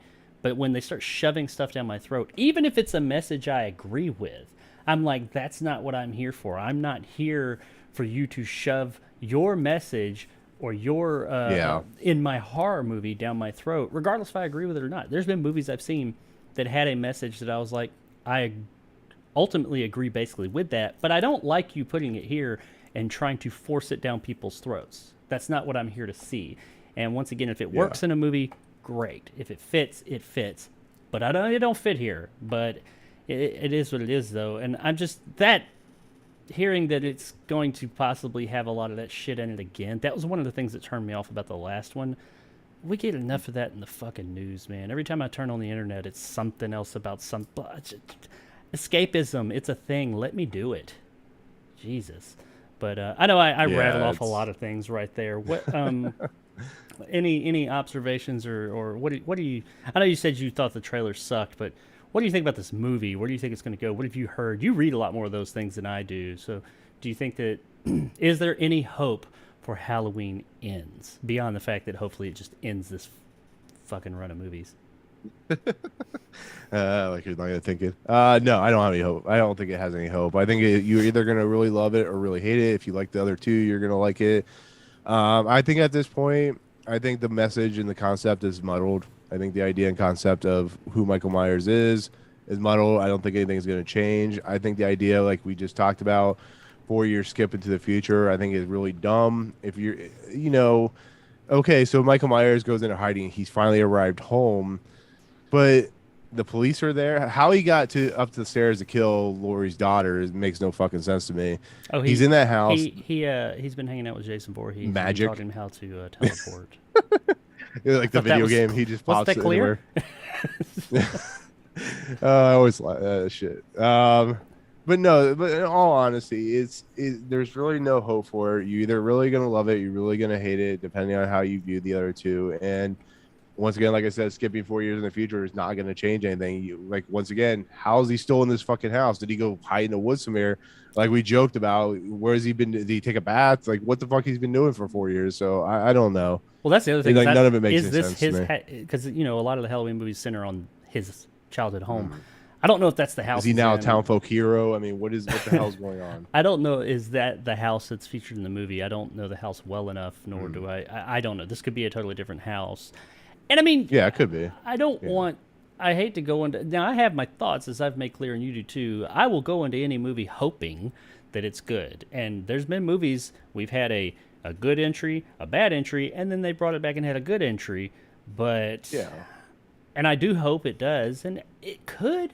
I mean, they've built this whole thing with Laurie Strode and Michael Myers, their battle, and how he's terrorized her whole entire life and pretty much ruined her entire adult life and killed her daughter and all. They have the parts for a really good revenge hell yeah movie of her daughter was killed. I thought it was ridiculous how her daughter was killed, but it doesn't change the fact that her daughter was killed.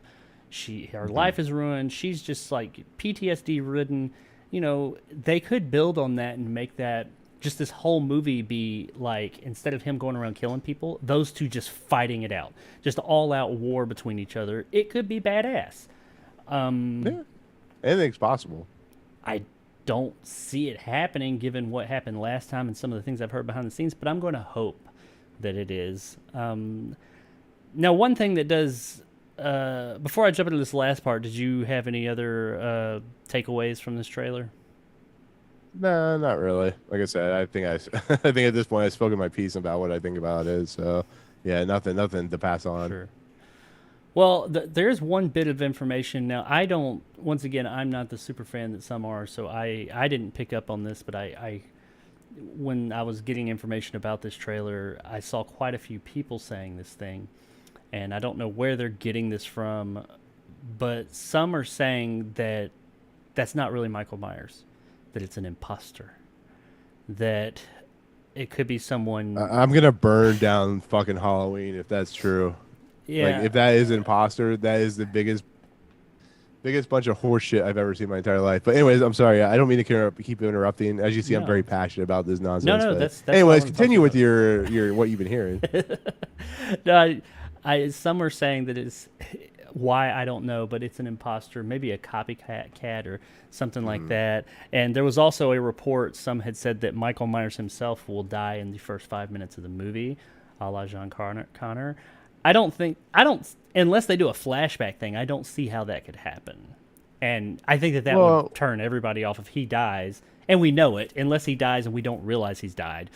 Like, we find out some big twist in the end. But if he dies in the first 5 minutes, and then the only way they could do that is, like, flashback earlier, that night or last week or that something. Stuff in the house could be the beginning of the movie. Because if you see, he has his fingers missing, which he had, I think, in the second movie, Halloween Kills. So that's a possibility.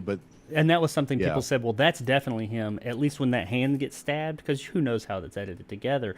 But that is him, because, see, that's something I didn't catch. I did read, though, they said that part is definitely him because he's missing the fingers. But I guess they're saying other parts of the trailer's not really him. Possibly. I don't know. This could be people pulling this out of their ass, but it is quite a few people saying that it's an imposter Michael. I don't know. But what being more of a fan and having a bit more of a grasp on these movies and the story, it sounds like you would not be a fan of that. I mean, I'll be honest with you, Jacob. At this point, they're going to do whatever they're going to do. I can't really change anything, so I'm just going to say, Go get him, Tiger. Hope you make a decent movie. Yeah. Well, No, at this point, I really don't have any hope for this movie. So that's that understandable. copycat thing sounds terrible. Yeah, and that once again, I don't know. I know the imposter thing has been thrown out there quite a bit by some people, so who knows? We'll see. So yeah, Nick doesn't like it. Nick doesn't think that this is going to be a good time for anybody. Me myself, I will reserve my final judgment for October 18th or whenever it comes out. Yeah. I don't know, but. I'm going to hope it's good. I don't have high hopes, but I am going to hope, as I do when I walk into any movie, that this movie will be entertaining because I don't want to waste my fucking time with it. Hey, it's gonna be another Thor: Love and Thunder incident. Sounds like I may have dodged a bullet there. So, no, if I drive all that way, I want to see the fucking movie, even if it's bad because I drove all that way. But no. I don't know. What do you guys think? What does everybody out there think about Halloween? I know Halloween is, especially over the past couple of years, and Kills especially, has been very divisive among the community. Some people love it. Some people hate it. I think a lot of people didn't like. More people lean to didn't like it. But there are the lovers of it out there, and hey, right on. Good for you. I'm happy that you enjoyed it. But me, myself, personally, I didn't love it. It was, and I didn't outright just hate it with a passion, but I really didn't like it. It just did a lot of things I didn't like. So this one, let's hope for good things. That's all I'll say. Go get him, Tiger, as you said. You're fun. All right. So from there, we are gonna move into the last handful of things, the last couple of stories of the afternoon. But before I do, check out my Teespring, which I am working on designs. I'm actively working on designs now, new designs that will be hitting that store soon, and I'll start promoting it more then. Patreon, if you're interested in supporting the channel however you feel fit, beyond just hanging out here and coming in and subscribing and liking. I do appreciate that as well, but if you want to go a little bit further, feel free to go over to Patreon. I'll be adding some not new tiers, but adjusting the tiers and adding some stuff to those tiers to coincide with this channel. My Twitch channel, where I do my gaming streams. I also do them here on YouTube, but I am going to try and be migrating these streams over to Twitch eventually.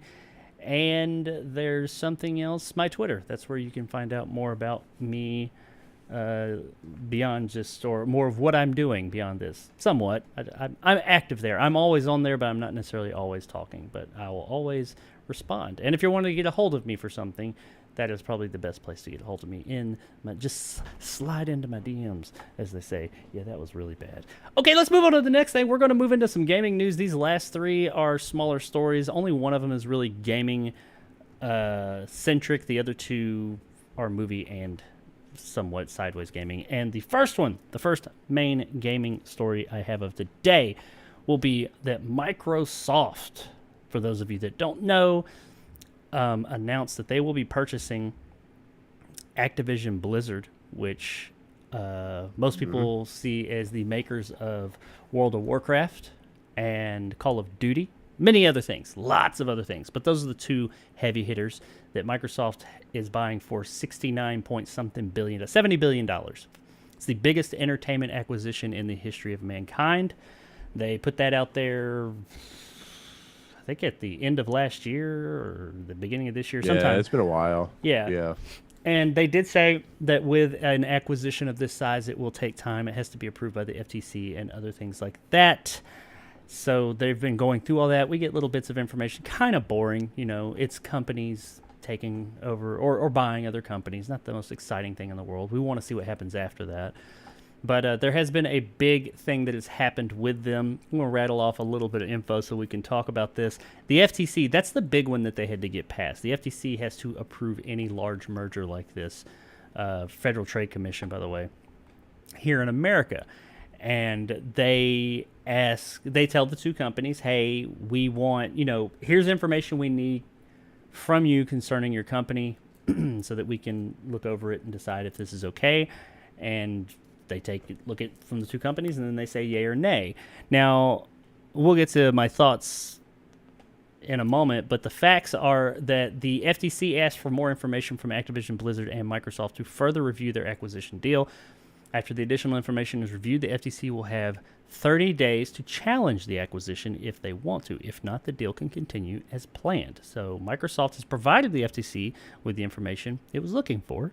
Activision Blizzard must do the same before a 30-day countdown can begin. The FTC itself states, typically, once both companies have substantially complied with the second request, the agency has an additional 30 days to review the materials and take action if necessary. Now, as soon as the FTC has received the proper information from both parties, the following could happen. One of three things. The FTC will close the investigation and let the acquisition deal happen, which is most likely what's going to happen. The FTC will negotiate with both companies to add rules to ensure the market stays competitive. The FTC will stop the deal by filing for a preliminary injunction in federal court, meaning we don't want this to happen. Most likely what will happen is the FTC will close the investigation and let it happen. That's what happens with most acquisitions. And I'll explain why I think that in a minute.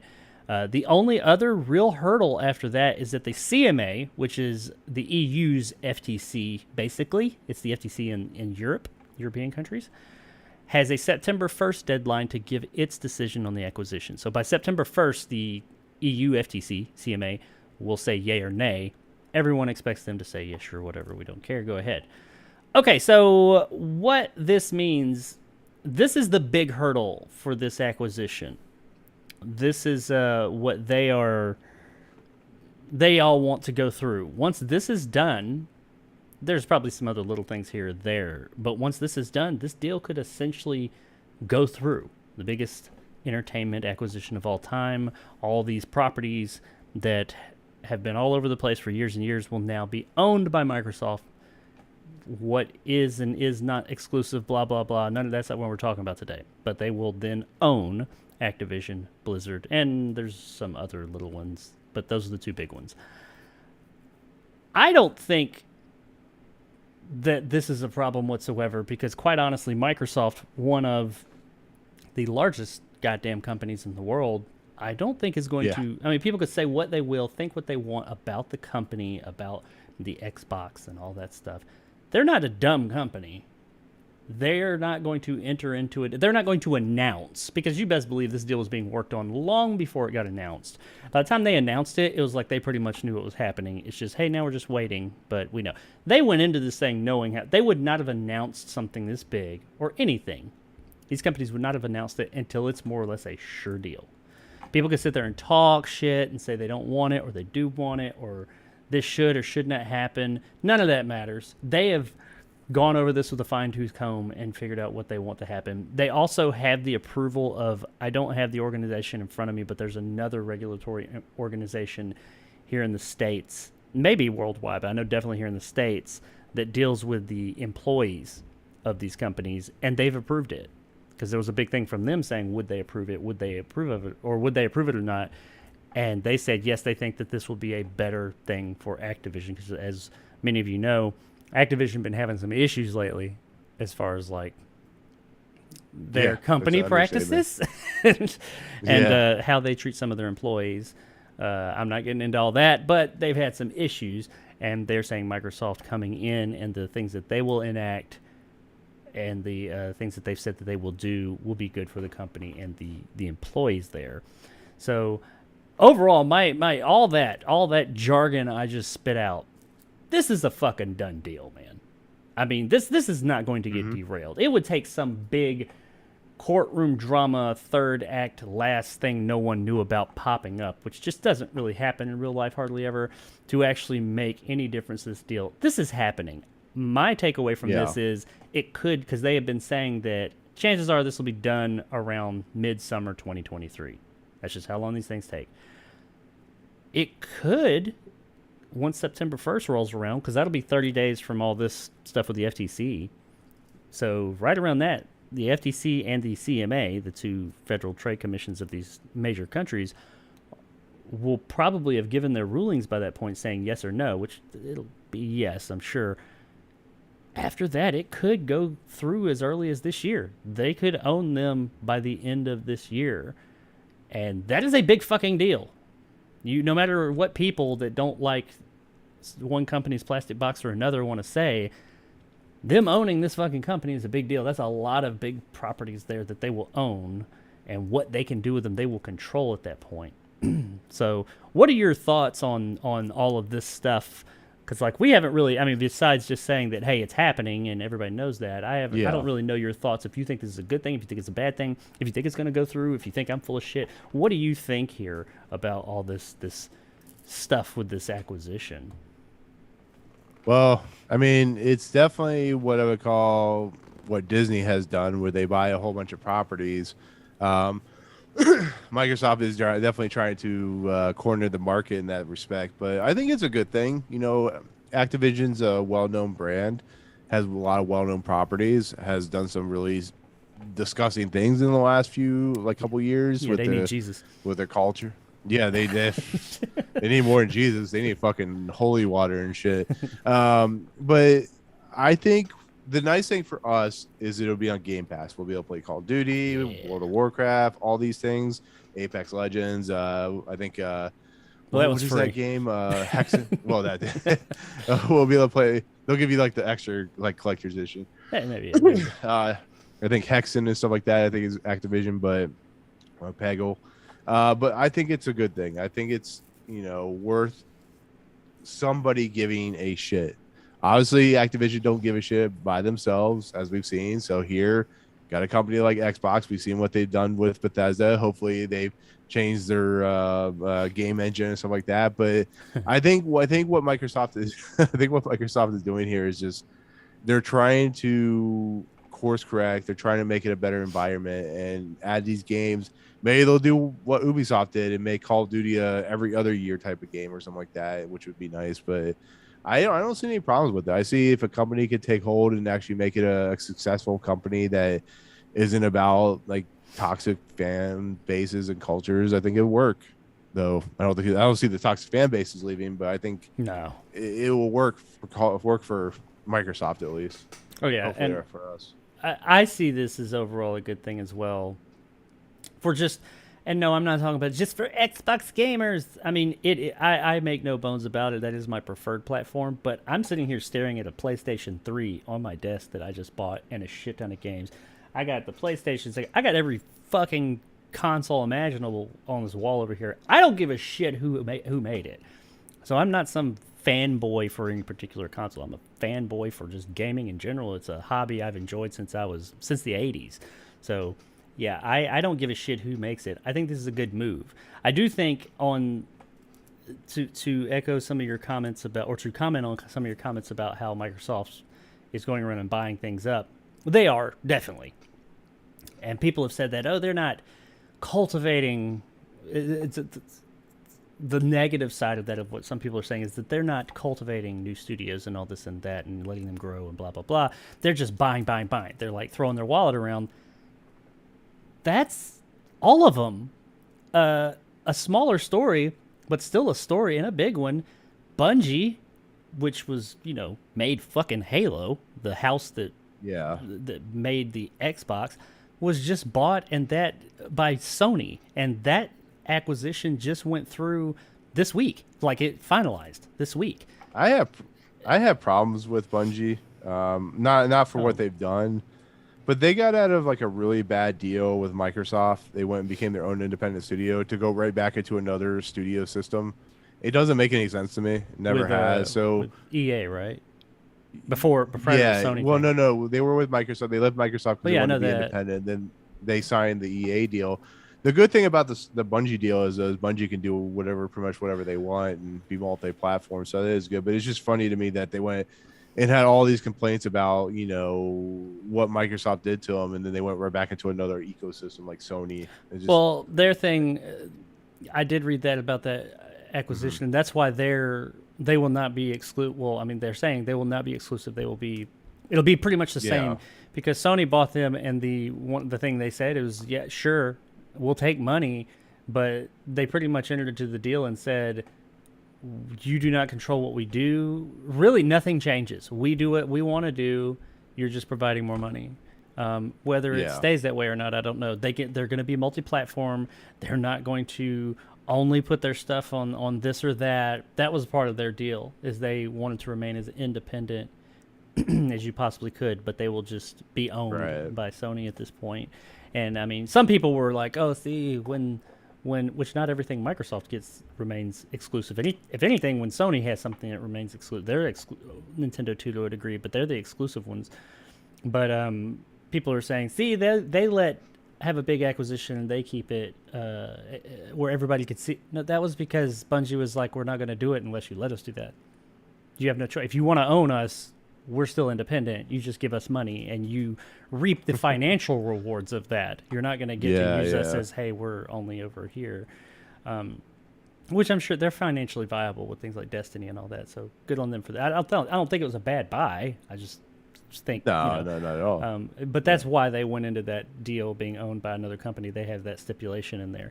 But as far as this deal goes, this is good for gaming, because you've got this company that owns all these huge properties that clearly people like. You'll have some people talk about Call of Duty's dead. It's played. Call of Duty's not dead.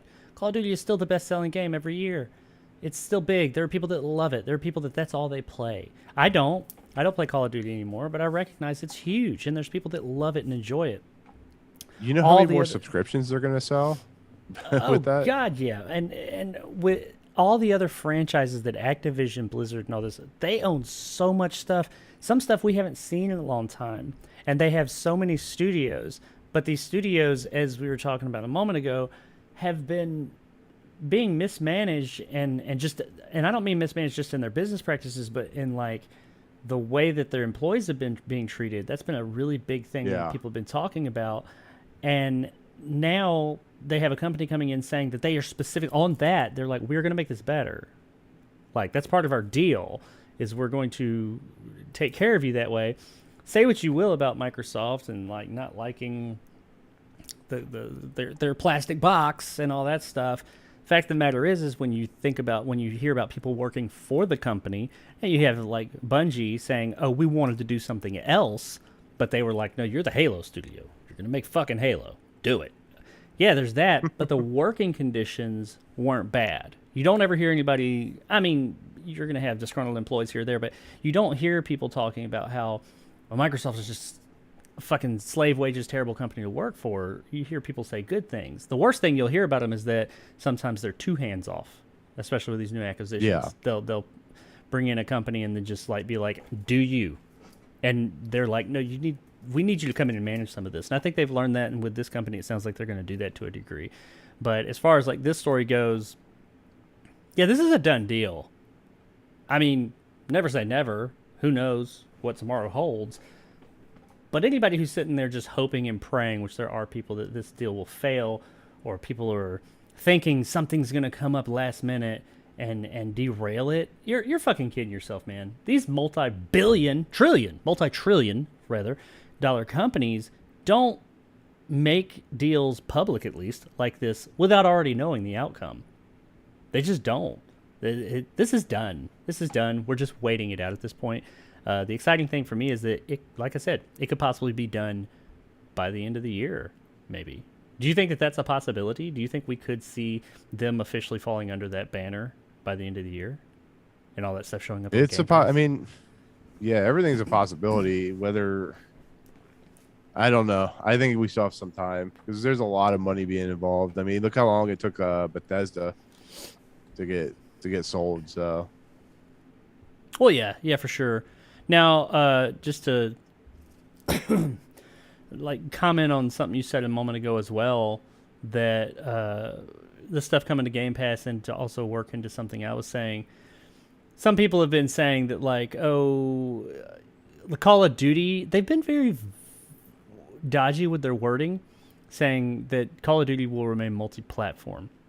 But some of the stuff they've said is like, yeah, it's going to remain multi-platform, but it's like, I don't have it in front of me, but some of the way that they phrase it is like, I don't know if all Call of Duty is going to be multi-platform. I feel like there's going to be some type of exclusivity there somewhere they've worded it in such a way to where, I don't know, some people were assuming it'd be like the newest Call of Duty this year is going to be exclusive to Xbox, not this year, but 1 year is going to be exclusive to Xbox. But hey, you've still got Warzone.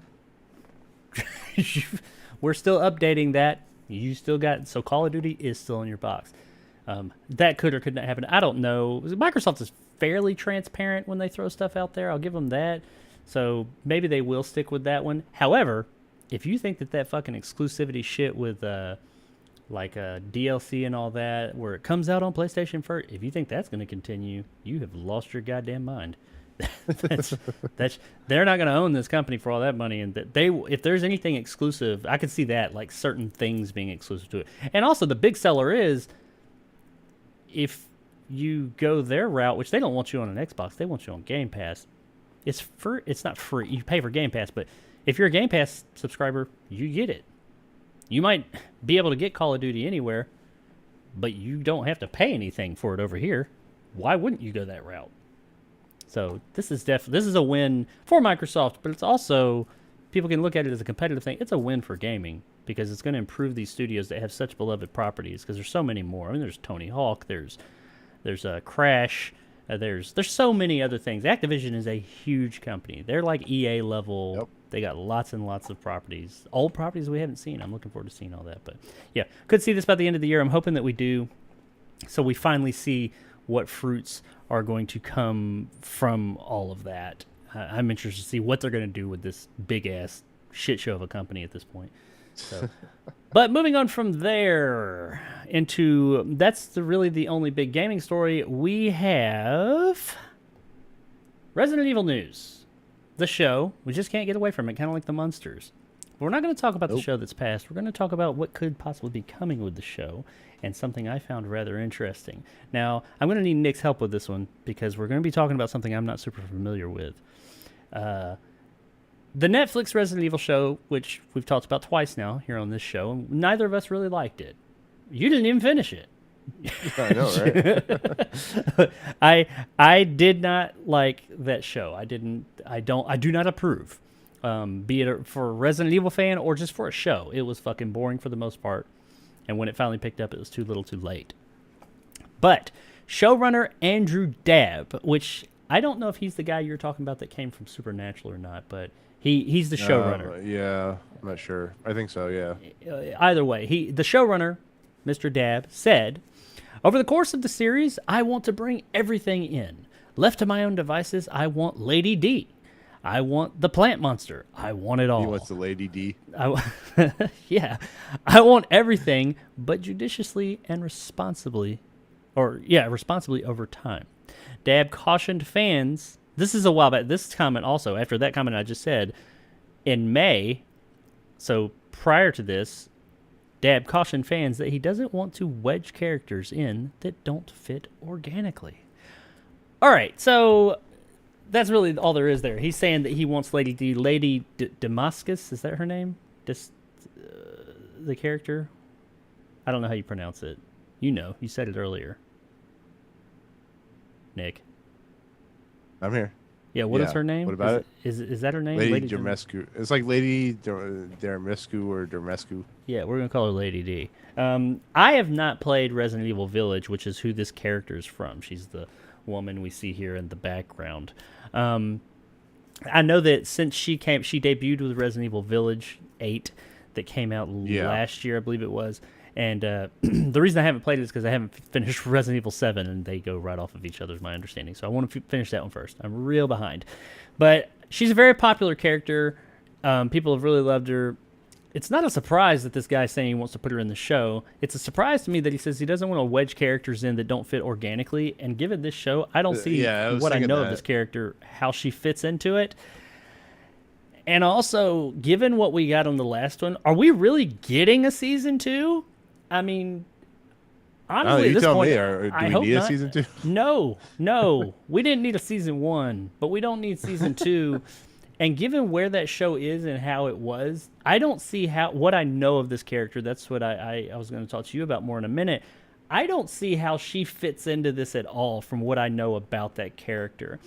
And they really weren't fitting things in that were game accurate in any way, shape, form, or fashion. And when they did, it ended up being fucking Blade. I mean, I don't. This is fucking weird. I don't know why they would be putting this character of all things. This is when they want to skip all the way to fucking Resident Evil 8 and put a character in that was a even the Resident Evil 7 and 8 games are kind of like their own thing compared to the other Resident Evil games. The only reason they say 7 and 8 is to link them to the other games.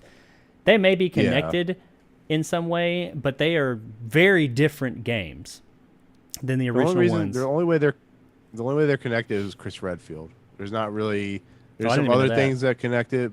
No, I'm just saying Chris Redfield pops up. It's nothing. You learn it pretty quickly, but yeah, it's not like you know how Resident Evil 4 and 5 have like the different characters, but the 7 to 8 are like they're almost like their own games. Yeah, it's almost. I'm not gonna say different timeline because they are apparently connected in some way, but they are very different games. Almost like it was more or less a reboot of the series. So it's not even the same story and all that stuff. Yes, there may be some connections, but overall, I think everybody knows what I'm talking about here. And this show seems like what little it was pulling from the games came from the older games, from the RE1 through maybe six, I can't remember 6, but 5. Not even 5, like 4. You know, that's what it was pulling from. Tone, all that stuff. I mean, what little it pulled from, I guess. And now we're going to throw this in. I feel like he's just saying that because they want to put this popular character in. That's if they even get a fucking second season. How are they going to get green? I guess, I don't know if it's been greenlit for sure or not, but that is how the fucking world works. You got shows that are great, that need more, that need another season, that everybody likes, and they're like, fuck off. But when it comes to a show that pretty much everybody's saying isn't that great, more people are saying it's bad than good by far. That's the one you're going to be like, yeah, let's renew this because, I don't know, reasons. Anyway, Nick has played Resident Evil 8 and has much more knowledge about this character. Maybe she does fit, and I just don't realize it. Does she fit within this property as we know it thus far? I mean, if they can put Blade into this franchise, I guess anything's possible. But if you know the whole... If you know the whole story of Lady Jarmescu, or however you pronounce her last name, she has a particular purpose why she's in the game. Isn't she like a vampire or something? Kind of. It's a lie. Yeah, kind of. I don't know. She's more of a being of sorts, but well, there ain't none of that in this show. But whatever. Moving on. I mean, if they bring in like Ethan Winters, who's the main character, if they bring in Chris Redfield, if they start bringing in all these things, but they have like. Her purpose and place is set in a particular setting. It's like bringing in the what are those the creatures called in 4, the Las Plagas or whatever. If they start bringing in that kind of stuff, I guess if they're just going to do whatever the f they feel like, I guess. But I don't know. She's such an interesting character that like they would have to hire like an 8-foot actress, and they would have to that's a start big old doing bitch. She's real big. Yeah, I mean, not big, and then the lady, tall. Yeah, she's real tall. And then you have to start introducing her daughters and stuff like that. I don't know. Why is my head hurt right now? It's not even really that surprising if you think about it, because in the show, and I know you did see this part, because in the show they did bring in the chainsaw sack head guy from Resident Evil 4, and that guy, why was he even in this place in the like this? Doesn't it take place in? Doesn't it take place in? Doesn't both Spain, the game and movie take place?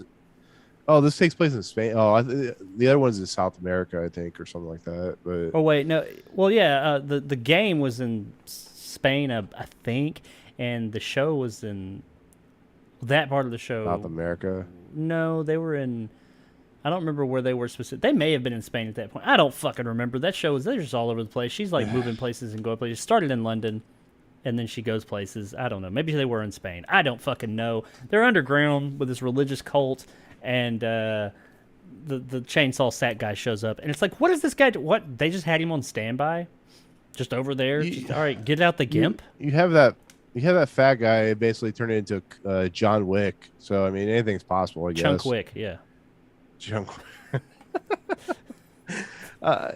Lady, I love Lady Jarmescu. You know, rest in peace to the lady who passed away that played her and stuff like that. But it's just like, if they're gonna do that, they better have some good fucking reasons. Like, I'll still admit that the best movie or TV show related property is Silent Hill, not the second one, the first one, because I felt like it Yeah. was justified with what they were doing. It felt right.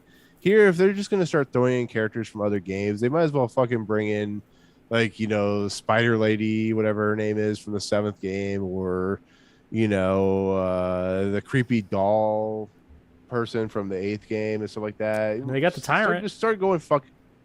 He don't do Yeah, shit. true. But he's in it. Yeah. You see his hand pops up in the end.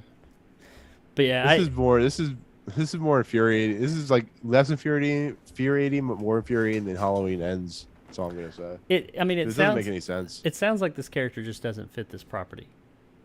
I mean, No. not the property, this version of it, the show. Obviously, she fits the property. She's in it. But I mean, the actual show. Especially when you yeah. find out what's going on. It's just, I don't know. It feels like they're just adding characters to add characters. Well, that's exactly what it is. I think that because these comments, the comment about, oh, I want to put her in there is more recent. That's like present day comments. The one about not wedging in characters that don't fit organically, which nothing fit organically in that show. But that's from a while back. This is after they've heard all the shit that people are saying about the show. It's like, hey, your show sucks. Oh, well, we got this really popular character, this big bitch over here. She's going to be in there for you. You guys love her, right? We want to put her in season 2 organically because we don't want to wedge her in if she doesn't fit. How the fuck's that happen? That's if they get a season 2. For all I know, it's already been greenlit. I don't know, but yeah, that's all there is really on that. That's I'm aware of the character, but I don't know enough about her because I haven't played the game, and I've tried to distance myself because I don't want to ruin the story. But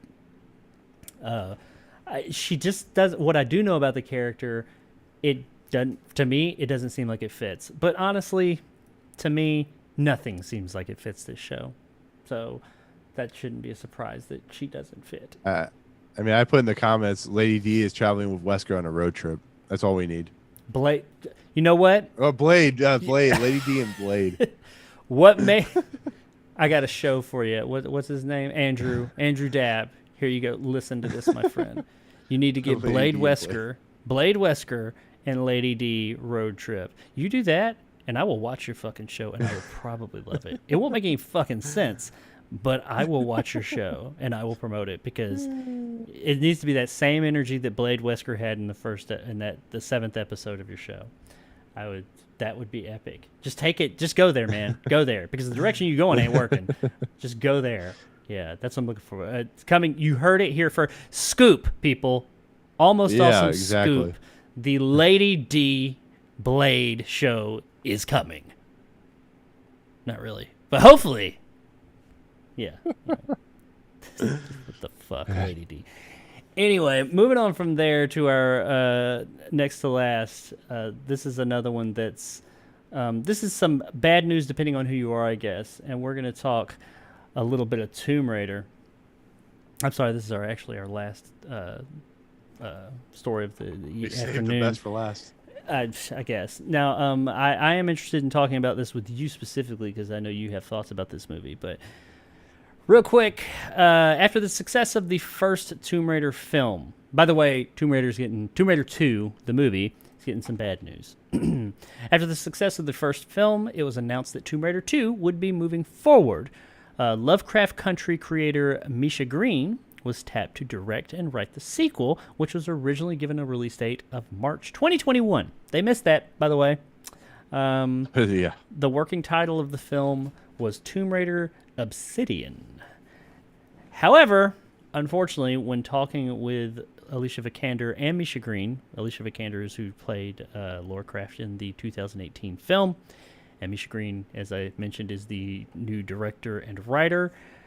For those of you that did not know, Amazon bought MGM, the studio that produced Tomb Raider. MGM, old Hollywood studio, lots of big properties, but Amazon bought them, and I think in the buyout they now own everything post 1980 or something like that. They don't necessarily own the properties that were like real old, but I mean MGM had a whole lot of stuff from the 80s on up.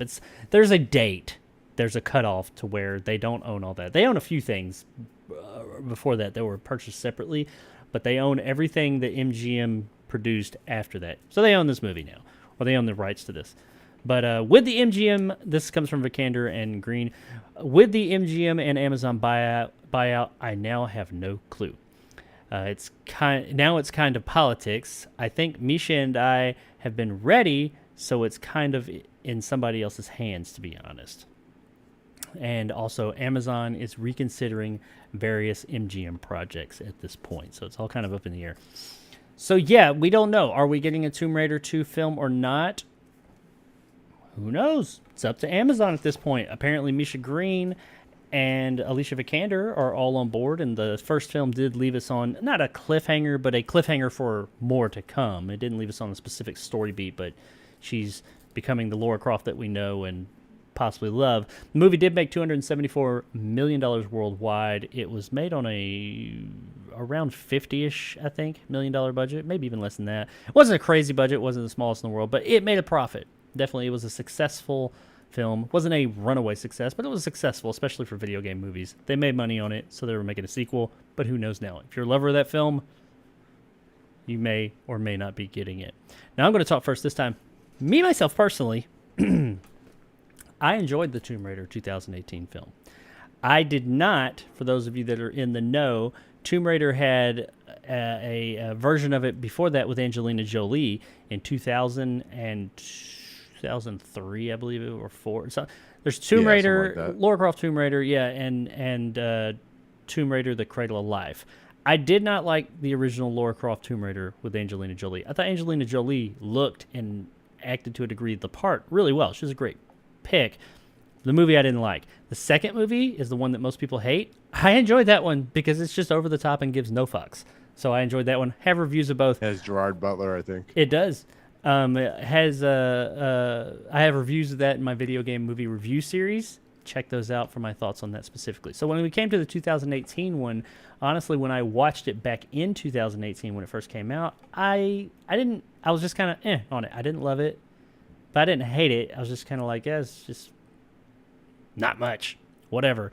So when I revisited it with my video game movie review series, I believe last year and a half ago or so, I watched the film again. I actually really enjoyed it. I went in with zero expectations, and it was enjoyable.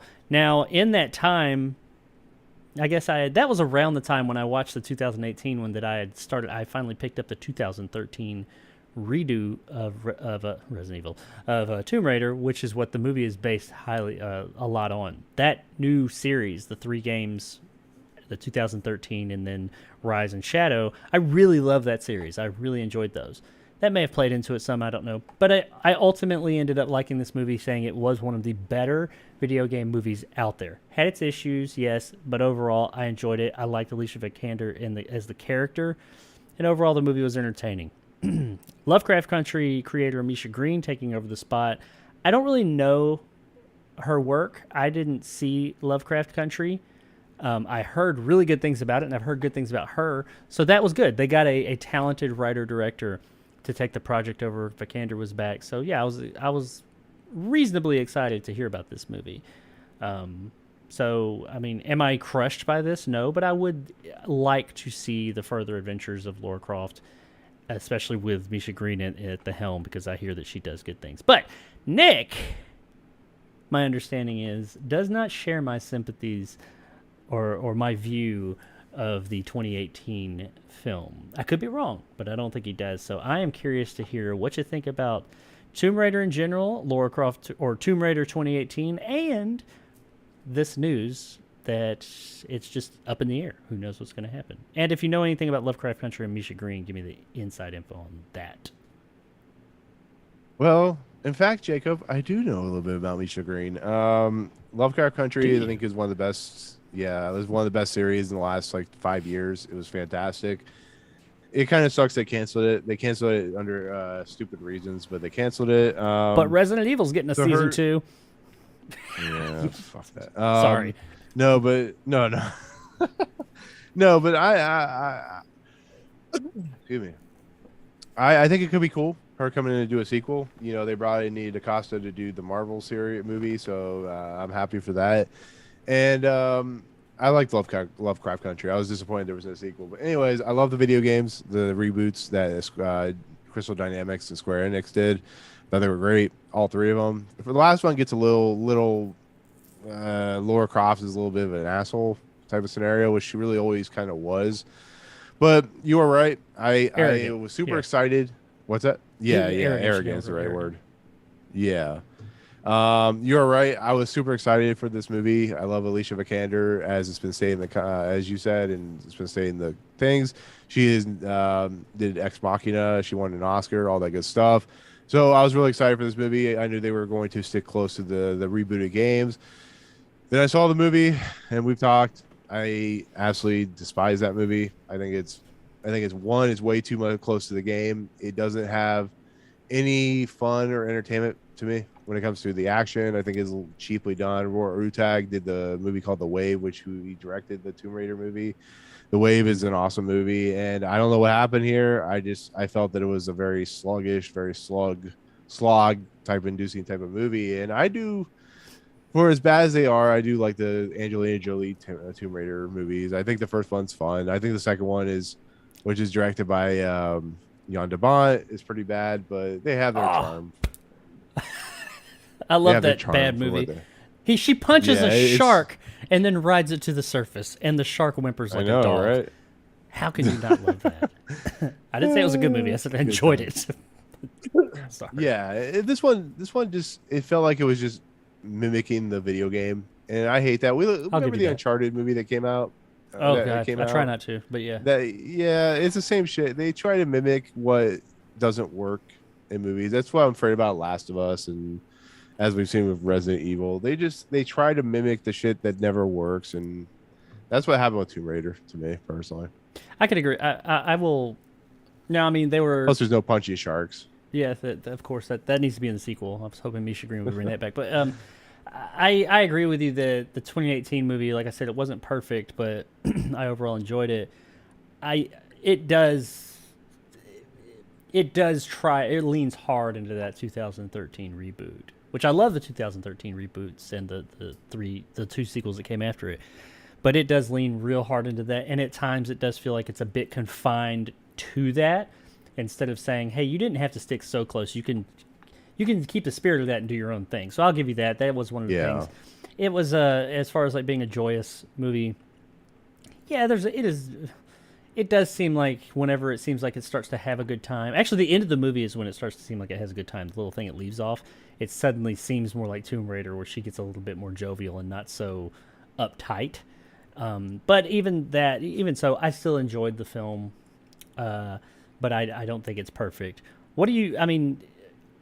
So I'm going to assume, since you didn't enjoy the movie that much, or you thought it was pretty bad, that you're not really you don't really give a shit that this movie's just up in the air then, do you?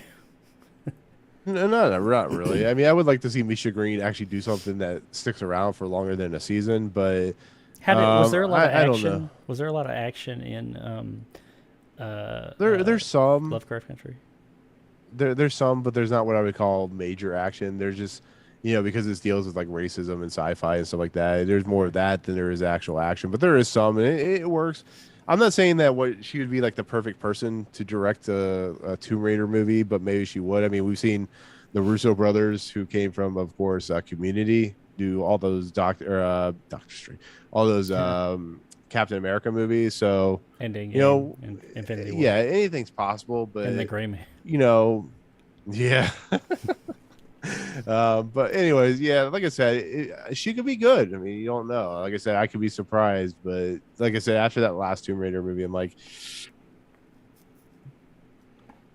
that Tomb Raider movie hit my top 10 worst of the year, by the way. I think it was. Really? Right? Top 10 worst? Wow. Yeah, it was like number 10 or something like that. But that was back before Slender Man. Actually, I think it came out same year as Slender Man. Well, hopefully it did better on your list than Slender Man. I guess I can see where you're coming from, because if you had asked me back in 2018, I don't know if I would have put it on my top 10 worst. I'd have to look at everything else that year, but I didn't. Like I said, I didn't like it upon my first viewing. I guess I would say maybe give it another chance because that's what it did with me. Because going into watching it, I was like, this is just gonna be kind of a. I didn't hate it, like I said, it just was kind of a bland movie to me. I found it Yeah. bland. But then second viewing, I actually liked it. I liked it more. I had a better time with that. I remember being surprised. I was like, well, I think I mentioned that in my reviews too. I was like, I enjoyed this movie. But Yeah, sometimes that happens. So yeah, and I don't know if that's due to expectations or what, or times where I grew as a person in 3 years.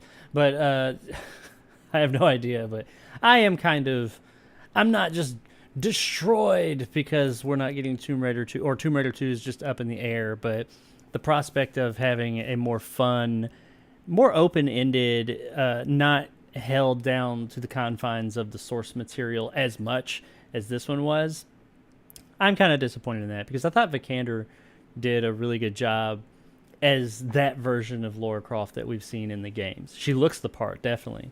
I ain't gonna lie, she's hot as hell too. But I mean, she looks the part. She acted the part. She did really well with the physicality, but she was also vulnerable because that's something that this Lara Croft has been more than in the original games. Is that her character has been more vulnerable but still a badass, and that's made her a more relatable version. The old one was just she's almost like a fucking superhero. So I like the vulnerability she showed there. She got her ass kicked some too. And really, it's the story. The story is what that movie needed more of, I will admit. And it sounds like Misha Green, that's why I was excited about her. It's because it sounds like Misha Green is good with story. She may be good with action too. I don't know. That's why I asked about the action, because some directors don't direct action well. But she's good with story, and that's what the movie needed, was an injection of an interesting story. So I was excited. It kind of sucks that it's not canceled or anything. Those of you that are looking forward to it or interested in it, it's just up in the air. It was greenlit, but they got bought, so who knows what Amazon's going to do. I could see Amazon, though, putting out another Tomb Raider movie. Whether it'll be this Misha Green and Alicia Vikander movie, who knows? It'll probably go straight to Amazon Prime, but, you can't really... That's not really a definition of quality nowadays, movies that go straight to streaming. It's just a different era we live in, so... I guess before we get out of here, do you think that this movie is in you have quite the knowledge of Amazon? What do you think? Do you think Amazon would release a Tomb Raider movie, or how about this? I think it's a no-brainer that they'll release a Tomb Raider movie at some point. It's a very popular franchise. Do you think that they could release this Tomb Raider movie, that they will let Misha Green and Alicia Vikander come back on to make their sequel? I mean, it's possible, but what would work better? A TV series. Yeah, I can say I'd be cool with that. I think these two doing a TV series would be perfect. Yeah, I like think a continuation. You could go on adventures and that actually would work great. I mean, the movie. It's like the one thing I have hope about with The Last of Us is that it's going to be a TV series and instead of a movie. But then again, we have Resident Evil. But I don't know. I think TV series for these kind of things work way better than movies. That's just how I look at it. Because there's only a finite amount of time on movies that you get. Yeah, especially with where we are with these TV shows that we have now, with all the money behind them, and they are like long movies now. I mean, sometimes you run into things like Resident Evil or Star Wars is so up and down, Boba Fett, things like that, where they're stretching out. Is it like things like that? I'm like, that should have been a movie, or Obi-Wan. You don't have enough story for a TV show. I think that they need to find that balance as to like, okay, there's not enough story here for a TV show, but maybe a movie. Or, hey, there's too much story here for a movie, maybe a TV show. I think that they get that backwards sometimes. But Lara Croft and Tomb Raider, there's definitely plenty of story and opportunity there to have a TV show. I think I hadn't even thought of that. That's a great idea. And being Amazon, they like doing shows too, so... Pump some of that money into a TV show. Let Misha Green. She's already been. She might be turned off by doing TV shows now, because I know she apparently poured a lot into Lovecraft Country and got rave reviews, but then it gets taken off the air for some reason. But I'd like to see that. I amend my previous comments. I don't want the movie. I want a TV show. But if they give me a movie, I'd be cool with that too. But I just want to see the continuation of the story with these creators and the direction it looked like it could be going. Because much like you and I were talking about a game series earlier about how, it started out, and I was like, how did this even get a sequel? Because the first one's just not that. It's got so many issues. It's because you see where it could go. It's like, hey, you didn't quite get it right the first time. You're close, and there are lots of things I like there. more things I like than you, but you didn't you didn't quite get it right the first time, but that second time, maybe that's where you're really gonna hit gold. But hope so. We'll see. I don't know. Amazon, just call me. Let me know. You know.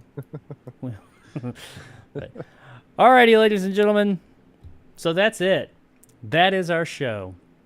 The Almost Awesome Show, episode 3 in the books now.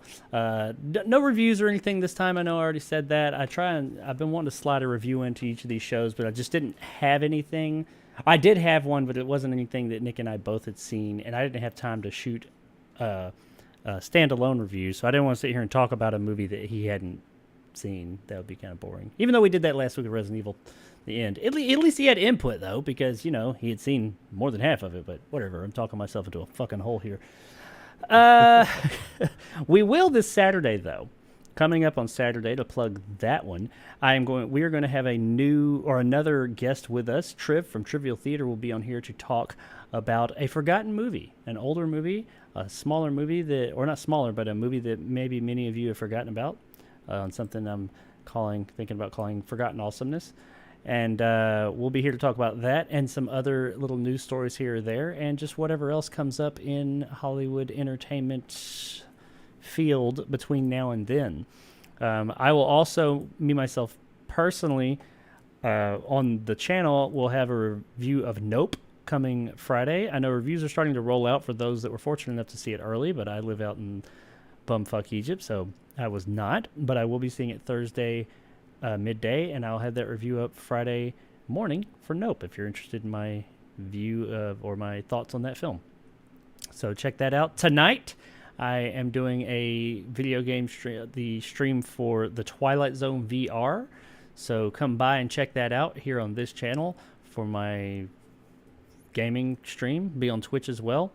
I do plan on, that is an AR augmented reality, well, not augmented reality, mixed reality, MR, mixed reality capable game, supposedly. I was having some issues with it when I was trying. I've not played the game. I literally put it on started it up just so I could set it up.